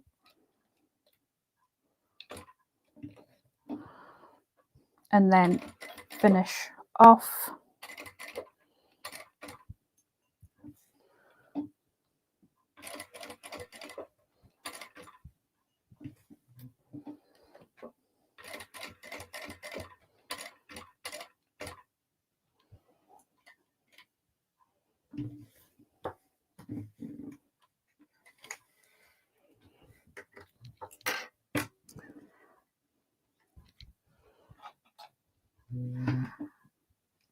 Maureen says our dog got kicked out of obedience class. We had a few private sessions and she was a rescue dog and didn't want to go on the lead.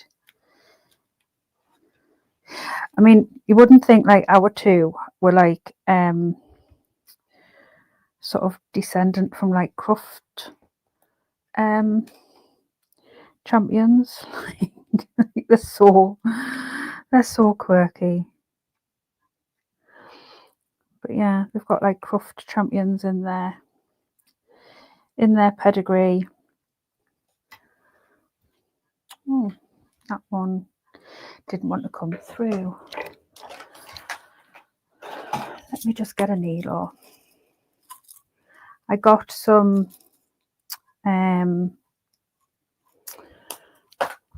self-threading needles. They were supposed to be all different sizes, like some bigger, some smaller, and then when they've come, they're all one size. I was like, wow, that wasn't any good, was it? But anyway, I can manage to get the Tex 45 in them, so it's all good.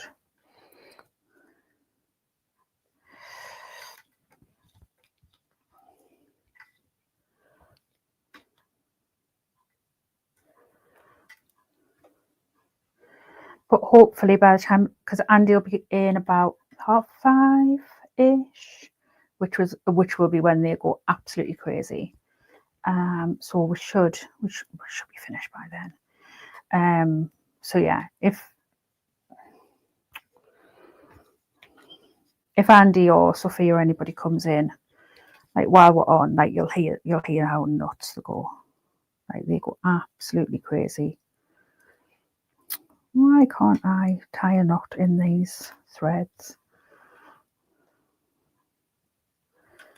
There we go. I'm sure there was some bigger ones than that.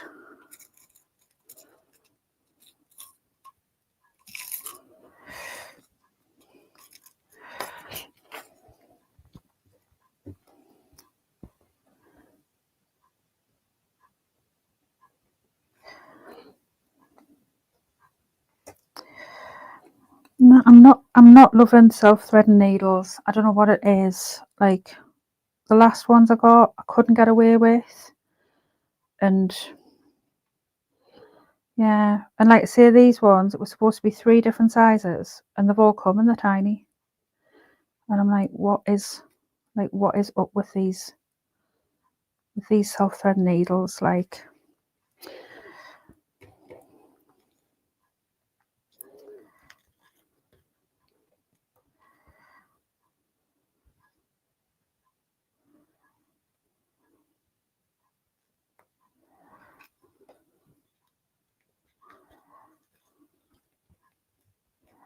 and to be fair, like I broke one straight away.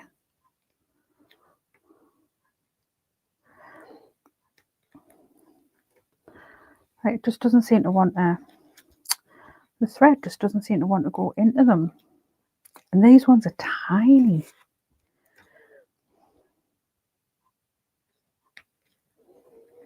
And obviously with it being slightly thicker thread that I use, like it needs to be bigger. But anyway, I've managed.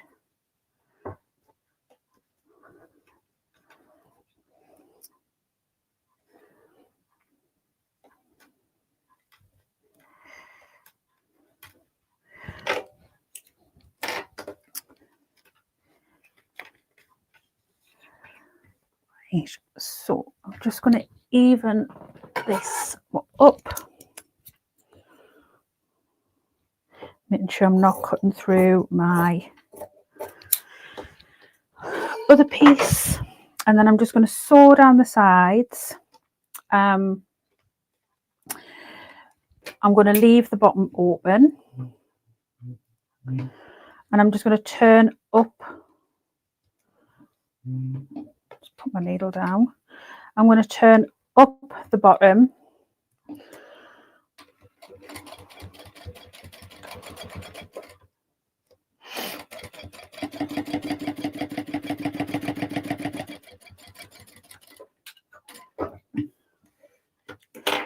to create a hem, and then I'm just going to do exactly the same on the other side. Always back stitch over my zips.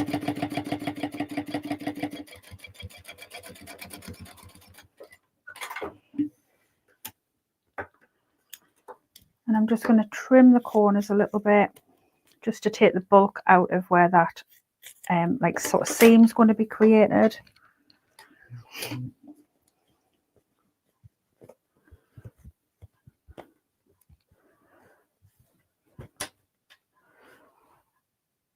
Walmart has them for 45.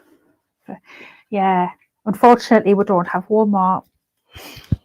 I got these ones I got off Amazon, and as I say, the ones I ordered were supposed to be 3 different sizes, but it's probably me. I have probably clicked on the wrong thing. Like it has been known, but yeah, I'll probably have to have another look. Hi Arlene, joining us from New York. I'm just going to use a little bit of Fabri-Tac just to secure that edge down and pop that to one side for the time being, and then work on my gusset on my other piece.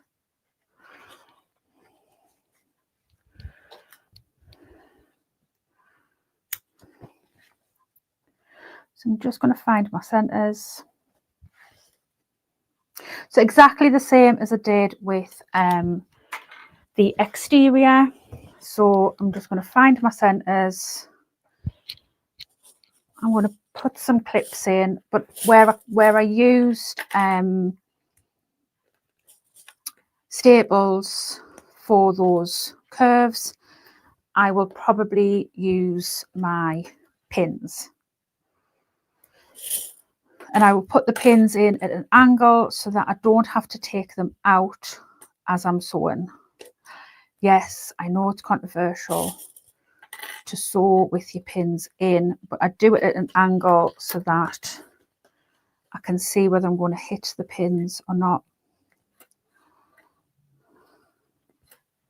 But it means that I'm not having to take them out so that it isn't moving as I'm sewing.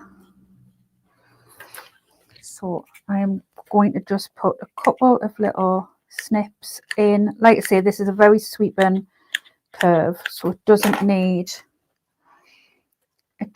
a lot of clips into it.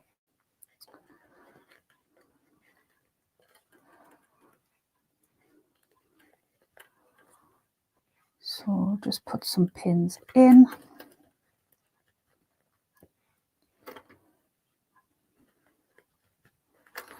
And then I'm just going to do exactly the same thing on this side. And like I say, it's just probably about every 2 centimetres or so, every 1.5 centimetre-ish. And when you're putting your pins in, if you find that as you work your way around, if it's not quite fitting, then just sort of take your pins out and, you know, manipulate it round, basically until it does fit.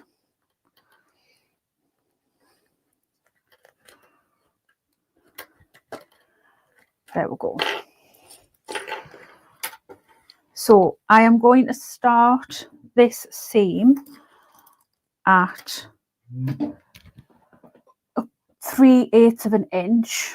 I'm just checking whether it's telling you to increase your seam allowance. Already done my connectors. Already done that bit. Yes, it is telling you to increase your seam allowance.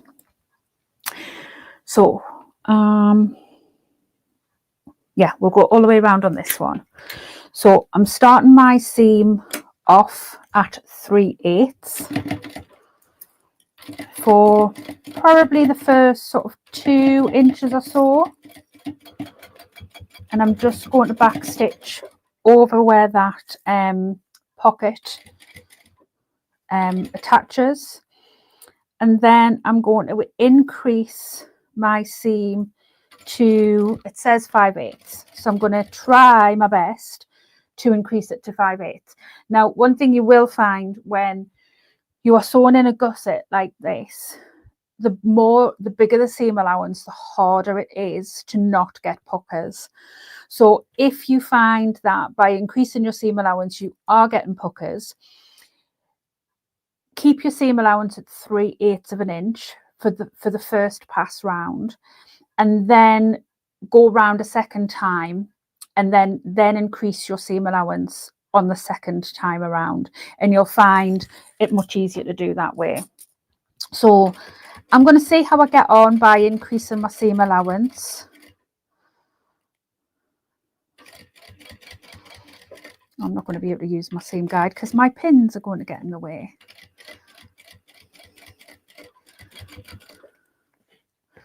But I'm just sort of trying to spread out this excess fabric.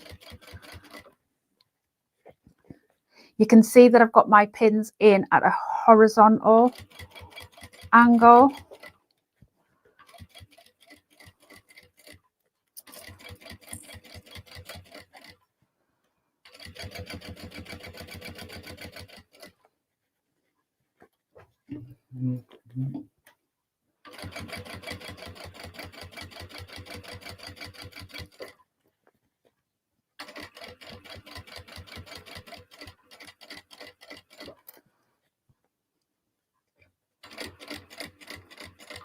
So as I come back round to sort of this side,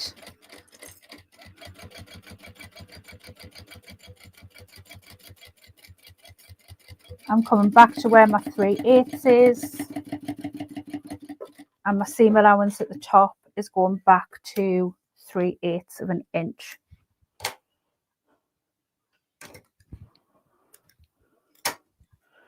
So I can take out all those pins now.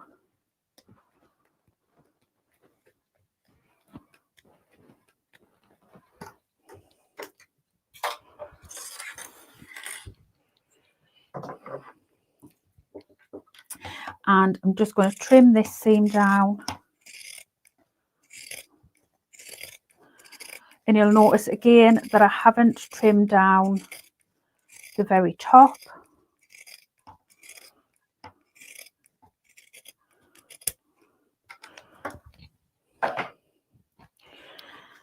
And it's probably actually easier to flatten out those seams and baste them in place before I put the other side on. So I'm just doing exactly the same as I did with the exterior. I'm just flattening, like butterflying these seams flat.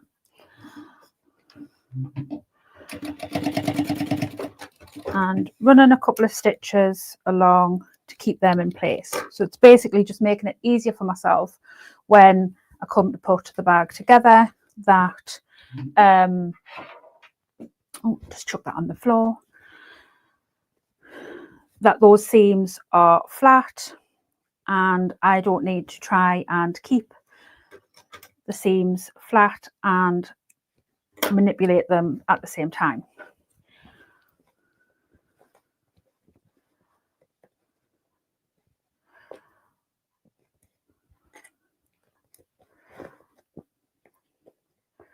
So I'm just going to repeat the process. Now, am I going to do the double berthing method with this one, with it being a round gusset? What do I reckon? Could do, couldn't we? What I could do is pin it all in place, because it will be easier. It will be easier to turn, but will it be easier to sew from? Who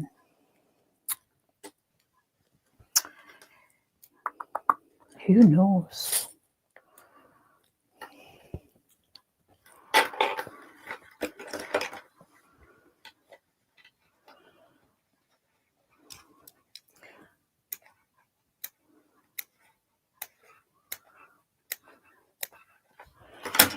So I can clip it all in place to make sure it fits.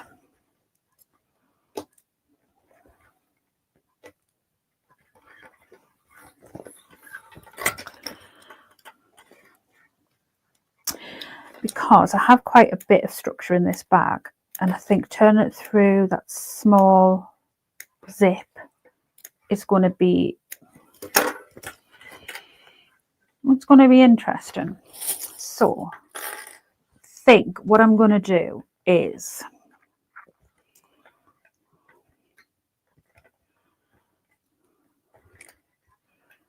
right, I'm happy with that. So let's put the pins in so that I can sew.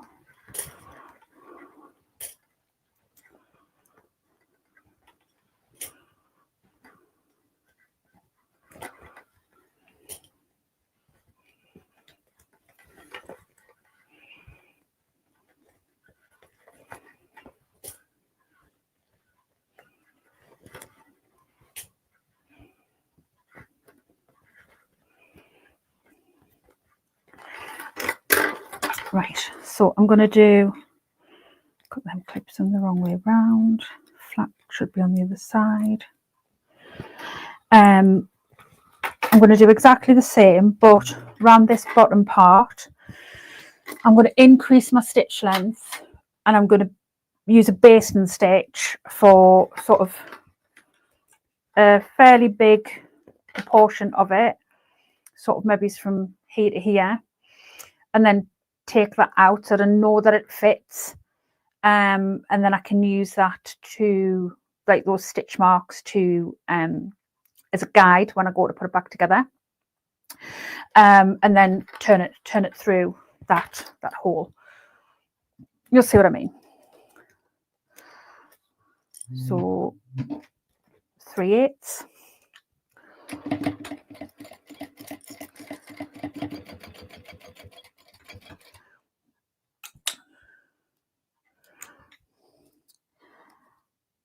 And then I'm going to increase my stitch length, and I'm just making sure that I'm not also stitching my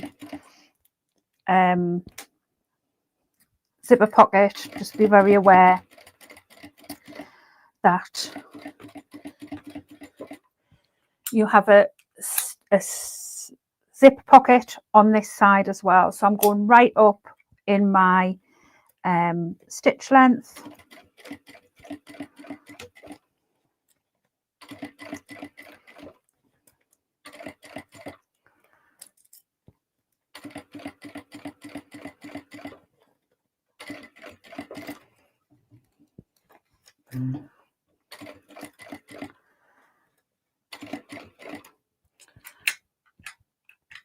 And then going back to my construction length, and I'm back stitching when I restart my construction length.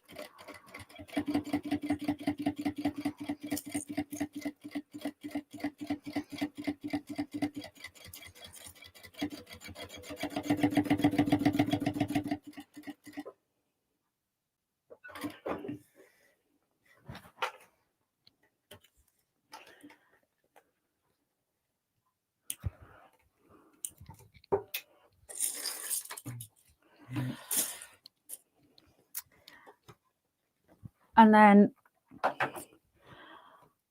take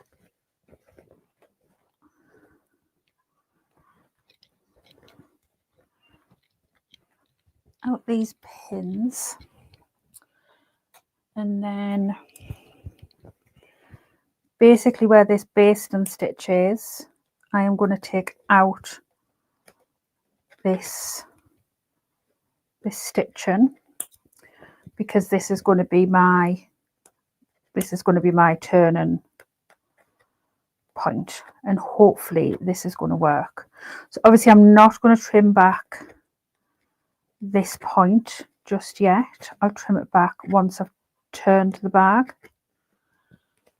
Oh, we've got naughty boys coming in. You're going to have to wait, matey, until your dad comes in.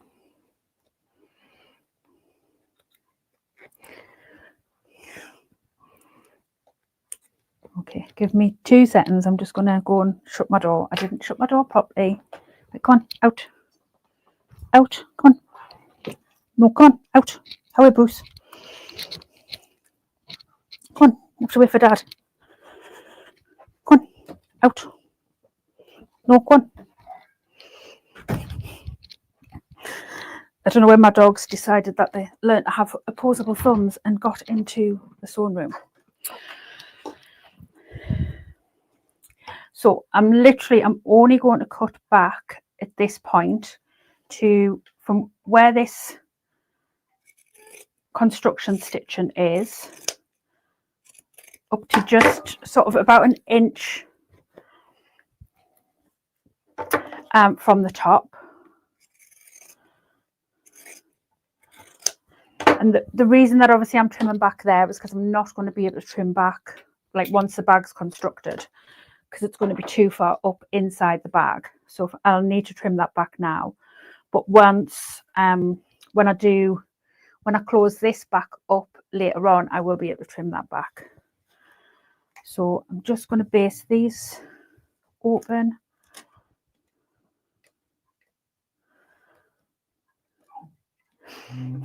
He's just going to cry at the door, isn't he?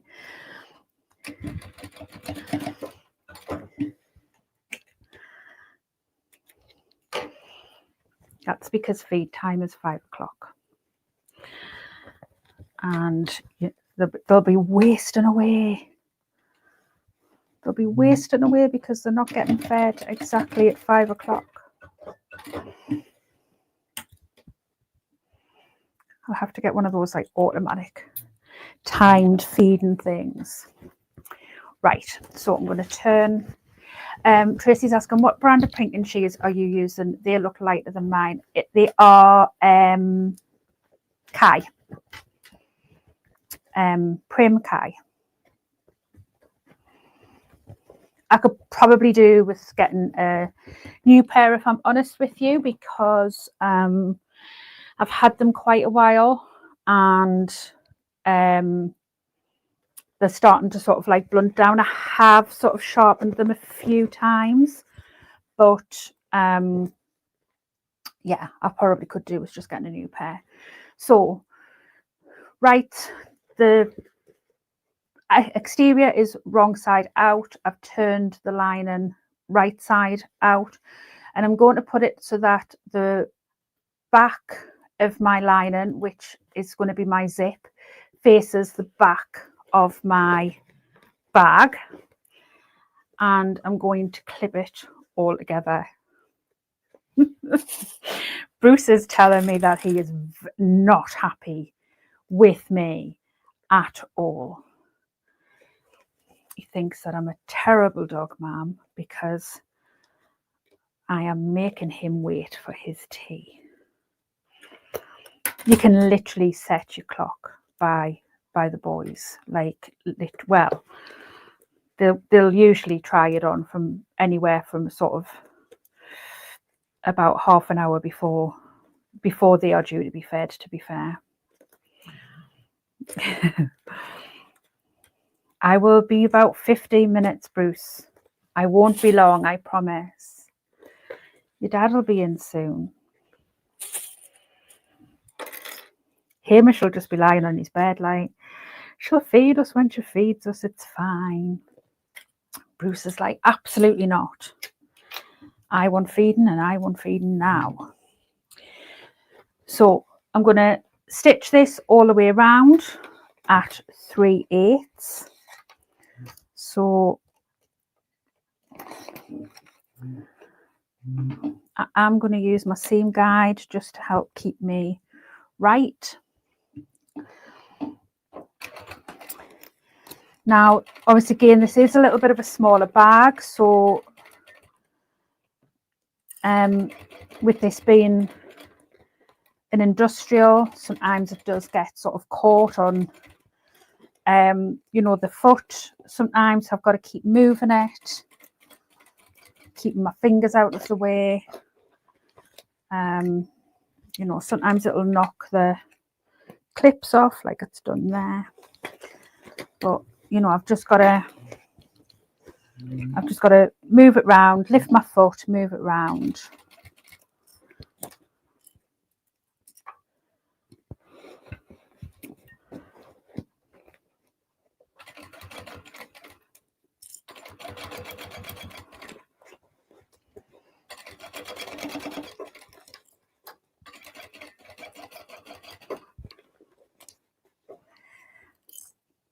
Make sure I keep the seams together.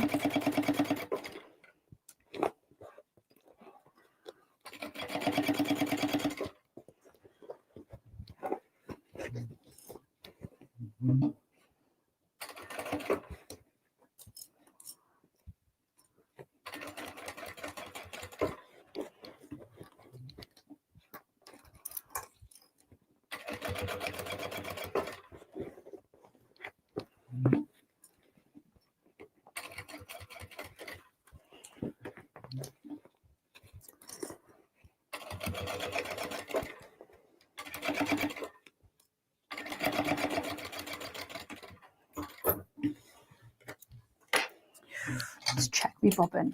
That sounded very whizzy. Oh no, I'm good. Just obviously I've got top stitching to do, haven't I? So last thing I want to do is run out of bobbin on my top stitching, but it's fine. You know, just when like your bobbin sounds quite sort of like yeah, as if there's not much in it. So I'm going to go in through, let's just move these out of the way. Let's come to the slightly bigger screen so we can see a bit more. So I'm going to come through this opening. Hopefully it'll go fine. Closing this through the pocket with it being on a curve. We shall find out. If it doesn't, I'll make it work. It'll be fine.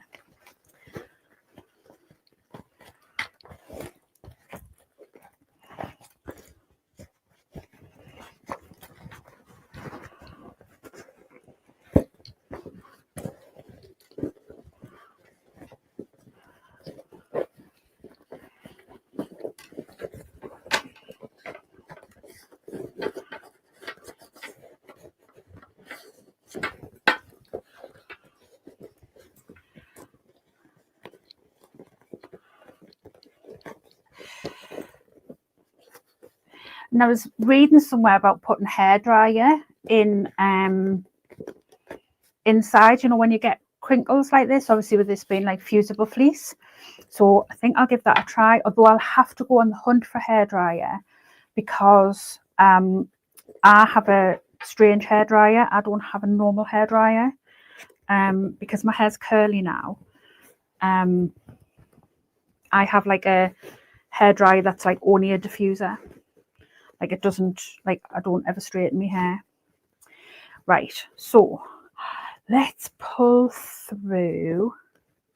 Yeah, let's pull through the pocket this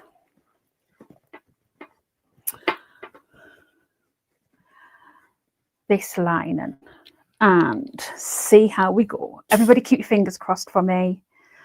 And if it doesn't go well, don't laugh too hard. I know you wouldn't laugh at me, but, well, I couldn't hear you even if you did, but yeah.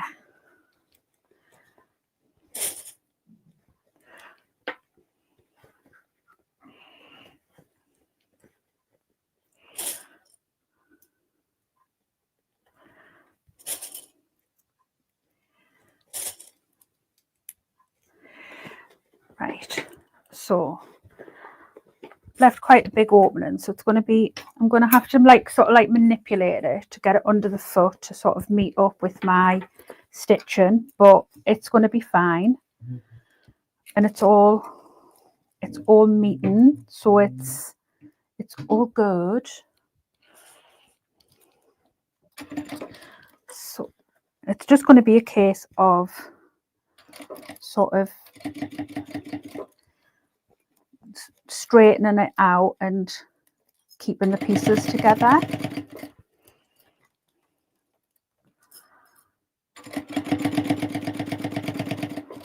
And I'm just trying to follow that original stitch line. I've ended up going the opposite way, like, and my gusset is underneath, but it is what it is.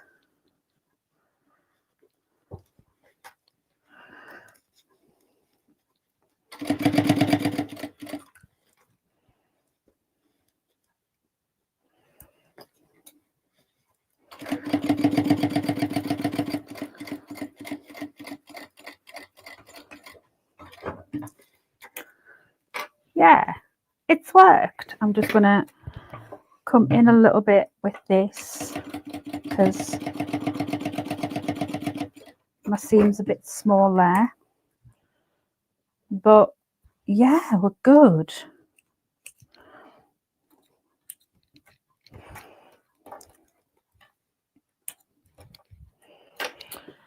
So this is where I then go back in with the pinking shears and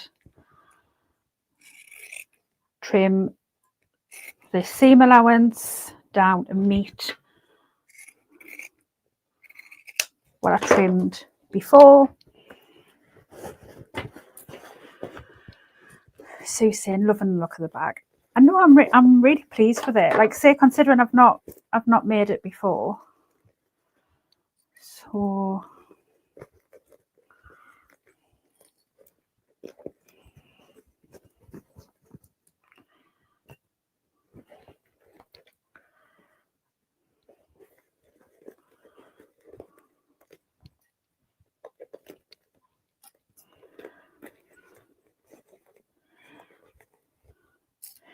and where that like fusible fleece was all trimmed back out of the, sorry, my wedding ring, the engagement ring keeps twisting. It's a little bit too big for me now, and it keeps sort of spinning around. You'll notice me all the time, like sort of like moving it back around. Yeah, where that fusible fleece was sort of kept out the seam allowance, it's sort of, the seam is kind of just naturally sort of folding really nicely. So I'm going to close up my zip.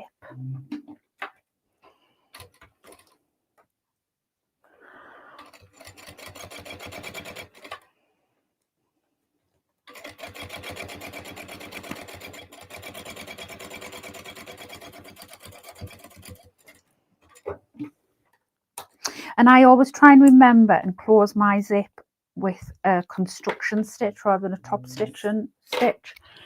Don't always remember to do it, depending on sort of like what my last Michelle's saying, got to go now, Deb.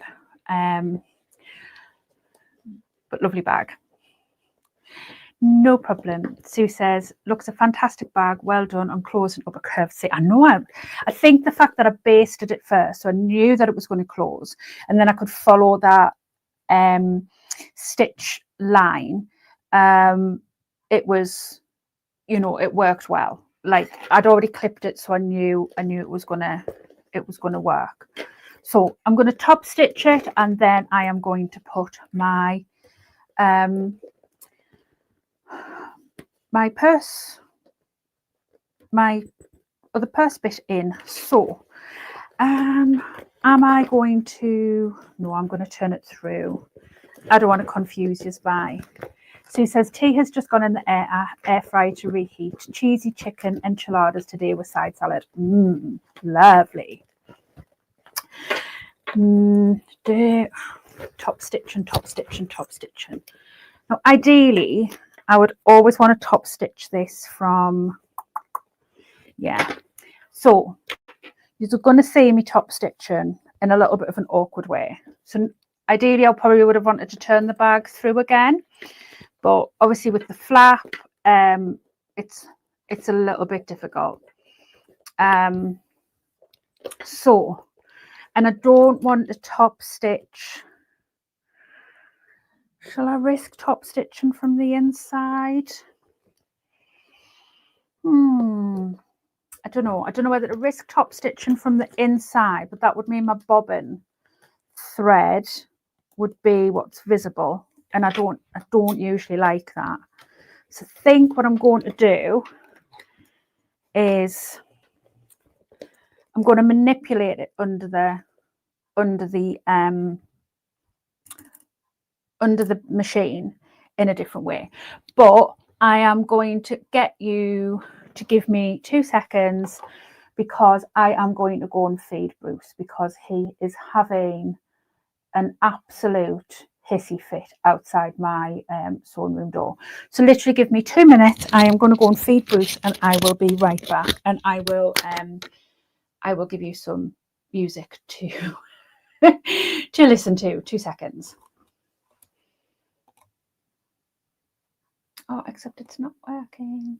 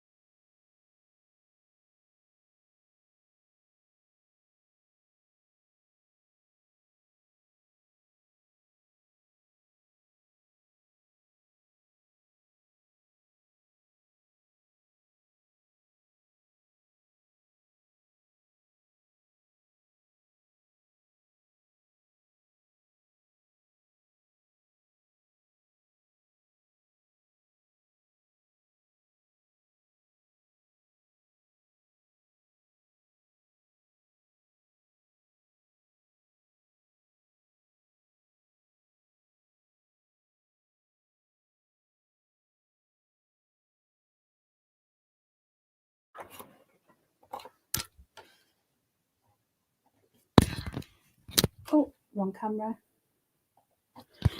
I am back. Sorry for that little brief interlude there. Hopefully you can hear me all right. I am just going to let Andy know they've been fed, because they will pretend to Andy like they haven't been fed so that they will be fed again.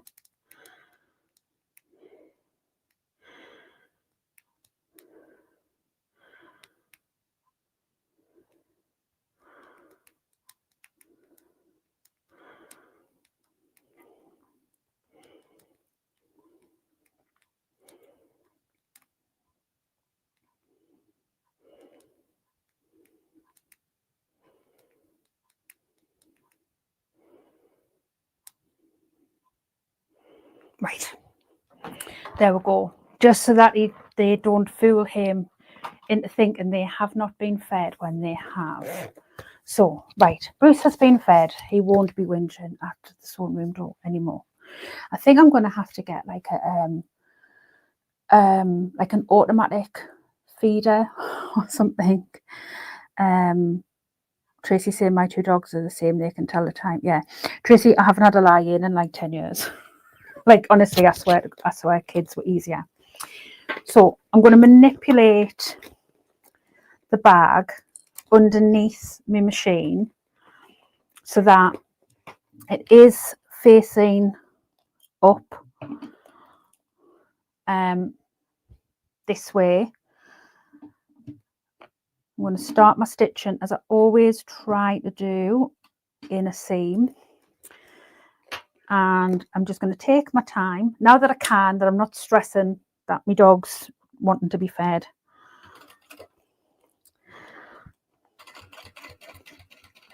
But yeah, Hamish and Bruce can tell the time very, very well.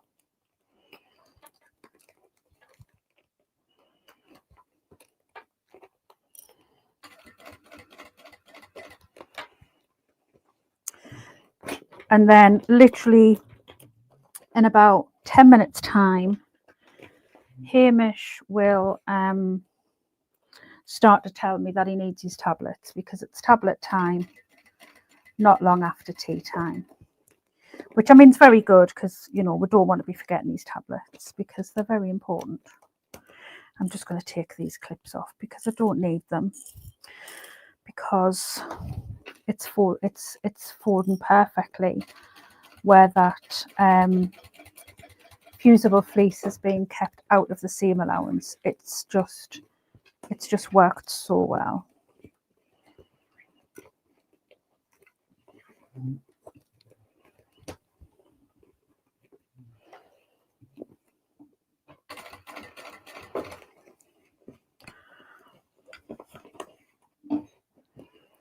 So it's a bit awkward, but you know, it's what you've got to do when you sew on an industrial. It is what it is.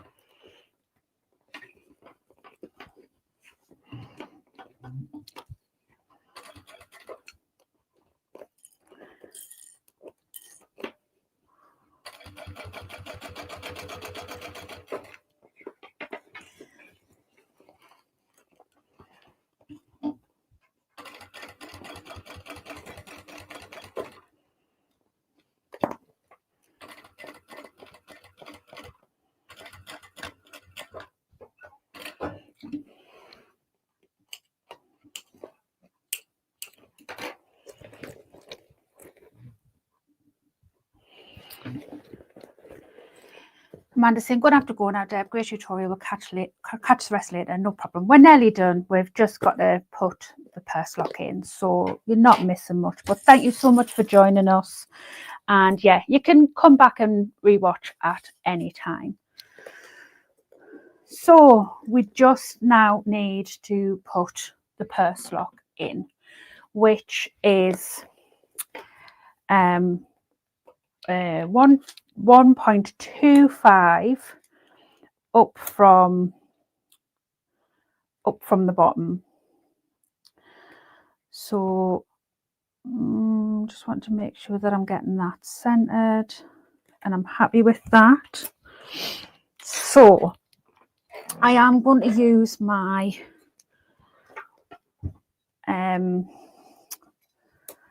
press, and how I do mine is there it is I have a really big grommet attachment that I don't actually use for grommets. So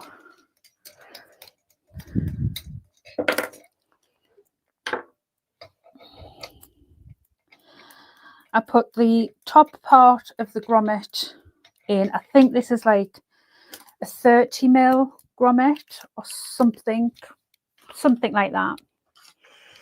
And then this, I think this was like part of like a leather kit or something. I don't actually know where this came from. So I just kind of balance that underneath. And then I use one of these cutting tools. That's from slightly wrong one. I've got it from Amazon.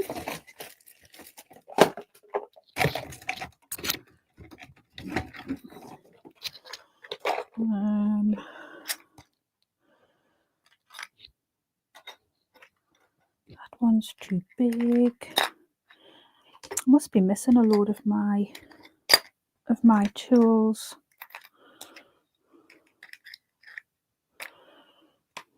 There's a load of them not in here. I'll just use that one, and then I can always make it a touch bigger if I need to. Yeah, they're all round ones. I don't know where all the other ones have gone.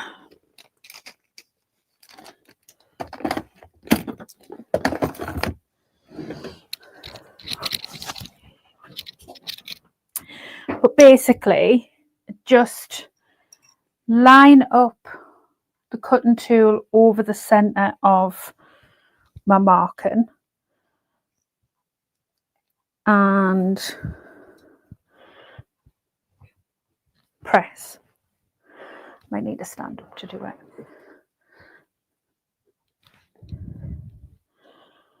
And hopefully that will have cut through.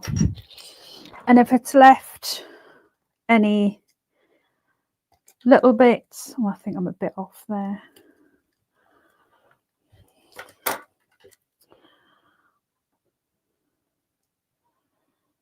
Needs to come over slightly anyway. So if it's left any little bits, you can get them with your scissors. And if you need to make it a little bit bigger, you can get that with your scissors too. So I'm just going to take the screws out of the back.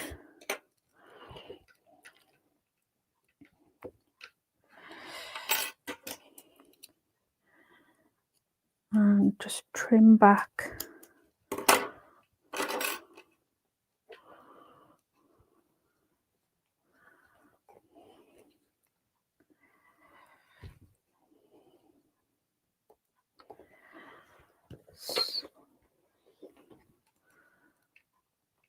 so I just kind of need to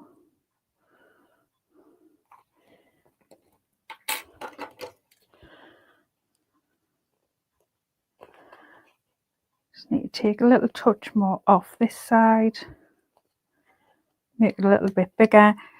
The secret is to, I find anyway, is to try and like nip the layers together as you're cutting,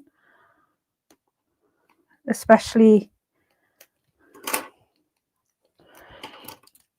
and then cut it from the other side as well.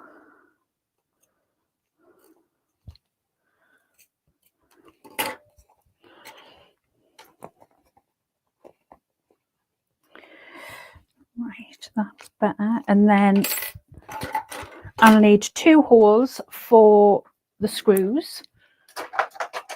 So just use my hole punch for that.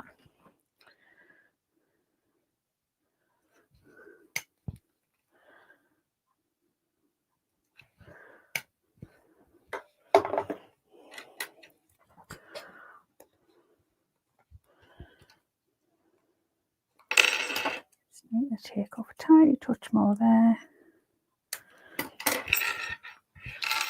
And I'm just going to use a bit of, Diane says, bag looks great, off to feed everybody.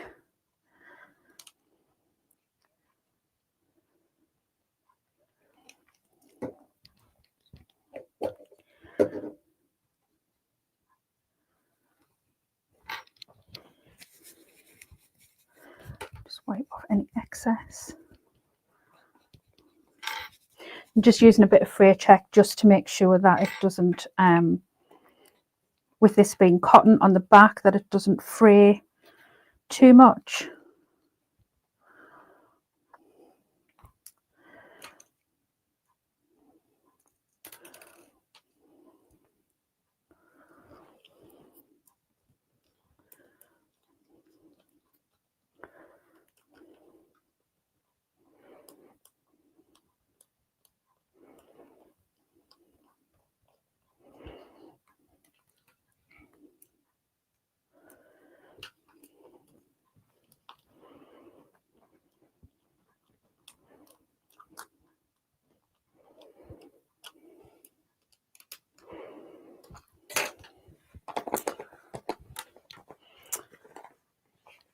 And there we go.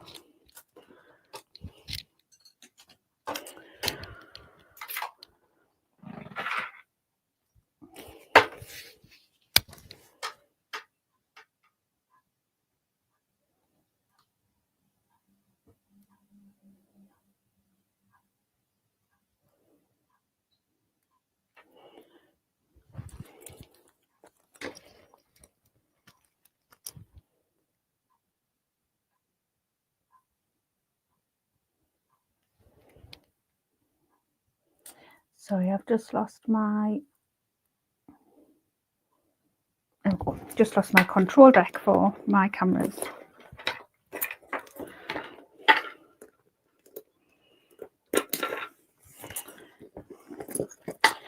So let's just put these away.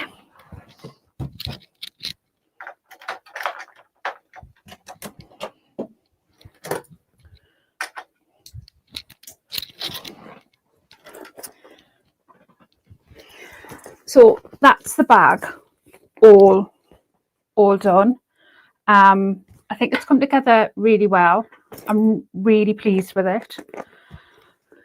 I remember to do my chickens the right way up. I mean, obviously some of them, like, the upside down anyway, like actually on the pattern, but the vast majority are the right way up.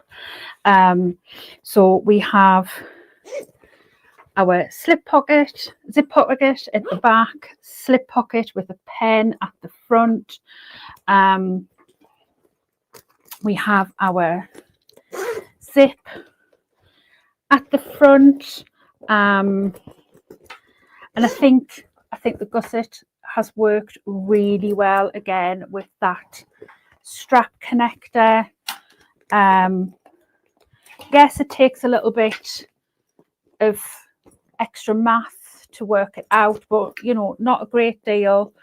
Obviously when I did the dolly, that was the first time that I'd done it, and I just used fusible fleece, I think, on the gusset of that one, and I didn't use any Decovil in the strap connector. And this time I used Decovil on the gusset and then a little bit of fusible fleece, and I've then used some Decovil in the strap connector as well. And I think you can see that it's a little bit more rigid. Like on the dolly, it kind of sunk in a little bit, where it's not doing that on this one. So I think, you know, any that I do like that in the future, I know to use some Decovil rather than just something like fusible fleece. But yeah, I'm really pleased with how it's come out. When I bought this vinyl, I didn't really kind of know what I was going to use it for. I picked it up and then got it home and was like, what you bought that for? I don't know what I'm going to use it for. So then when I got this extra chicken fabric, because like I say, we're using it in the club at the moment, I said, oh, I'll use it with that bronze fabric. I think it'll go really well, and I think it does. So yeah, I'm really, really pleased with how it's come out. Tracy says bag looks great. Cynthia says fantastic. Sue says lovely bag. The colour is gorgeous. Chicken fabric is a bit of fun. Yeah, and we all know I like a little bit of fun. Sabine says absolutely beautiful. Westbourne says it's lovely. Thank you for showing us. Yeah, I love it. And I mean, that, like I say, first time I've ever sewn that bag up. I wasn't too worried about doing it because I knew it didn't involve anything that I hadn't done before. Although obviously I haven't done a purse lock in a very, very long time. I tend to stick with magnetic snaps because I just prefer them. Like I prefer a flat like a flat look, but I'm pleased with it. Donna says looks great, getting dinner, catch you later. Yeah, so I am off to have some tea because it's in the slow cooker. I think that's Andy just coming in from work. So yeah, so I will see those of you that are in the club tonight at 7:30 to finish off our Trailblazer, which is looking fantastic. I'm really pleased. I'm like really pleased with how that's come on, and looking forward to, because it's the last week, so I'm looking forward to that bag being finished. So I'll have another bag to show everybody next week. Yeah, and then hopefully I should be able to do Thursday. I don't think I've got any plans, but I should probably schedule it later on tomorrow or very first thing Thursday morning. So just keep an eye on the homepage, and yes, I will see you then. And before then, I will see everybody tomorrow when I am chatting with Matt on the podcast. So yeah, I've really enjoyed seeing everybody today and making up this. So I'm going to, as I say, I'm going to go and hunt out a hairdryer and see if I can use the hairdryer trick just to get those few wrinkles out. I think they're not bad. I think they'll probably drop out anyway. So yeah, so thanks everybody for joining me, and I will see you soon. Bye.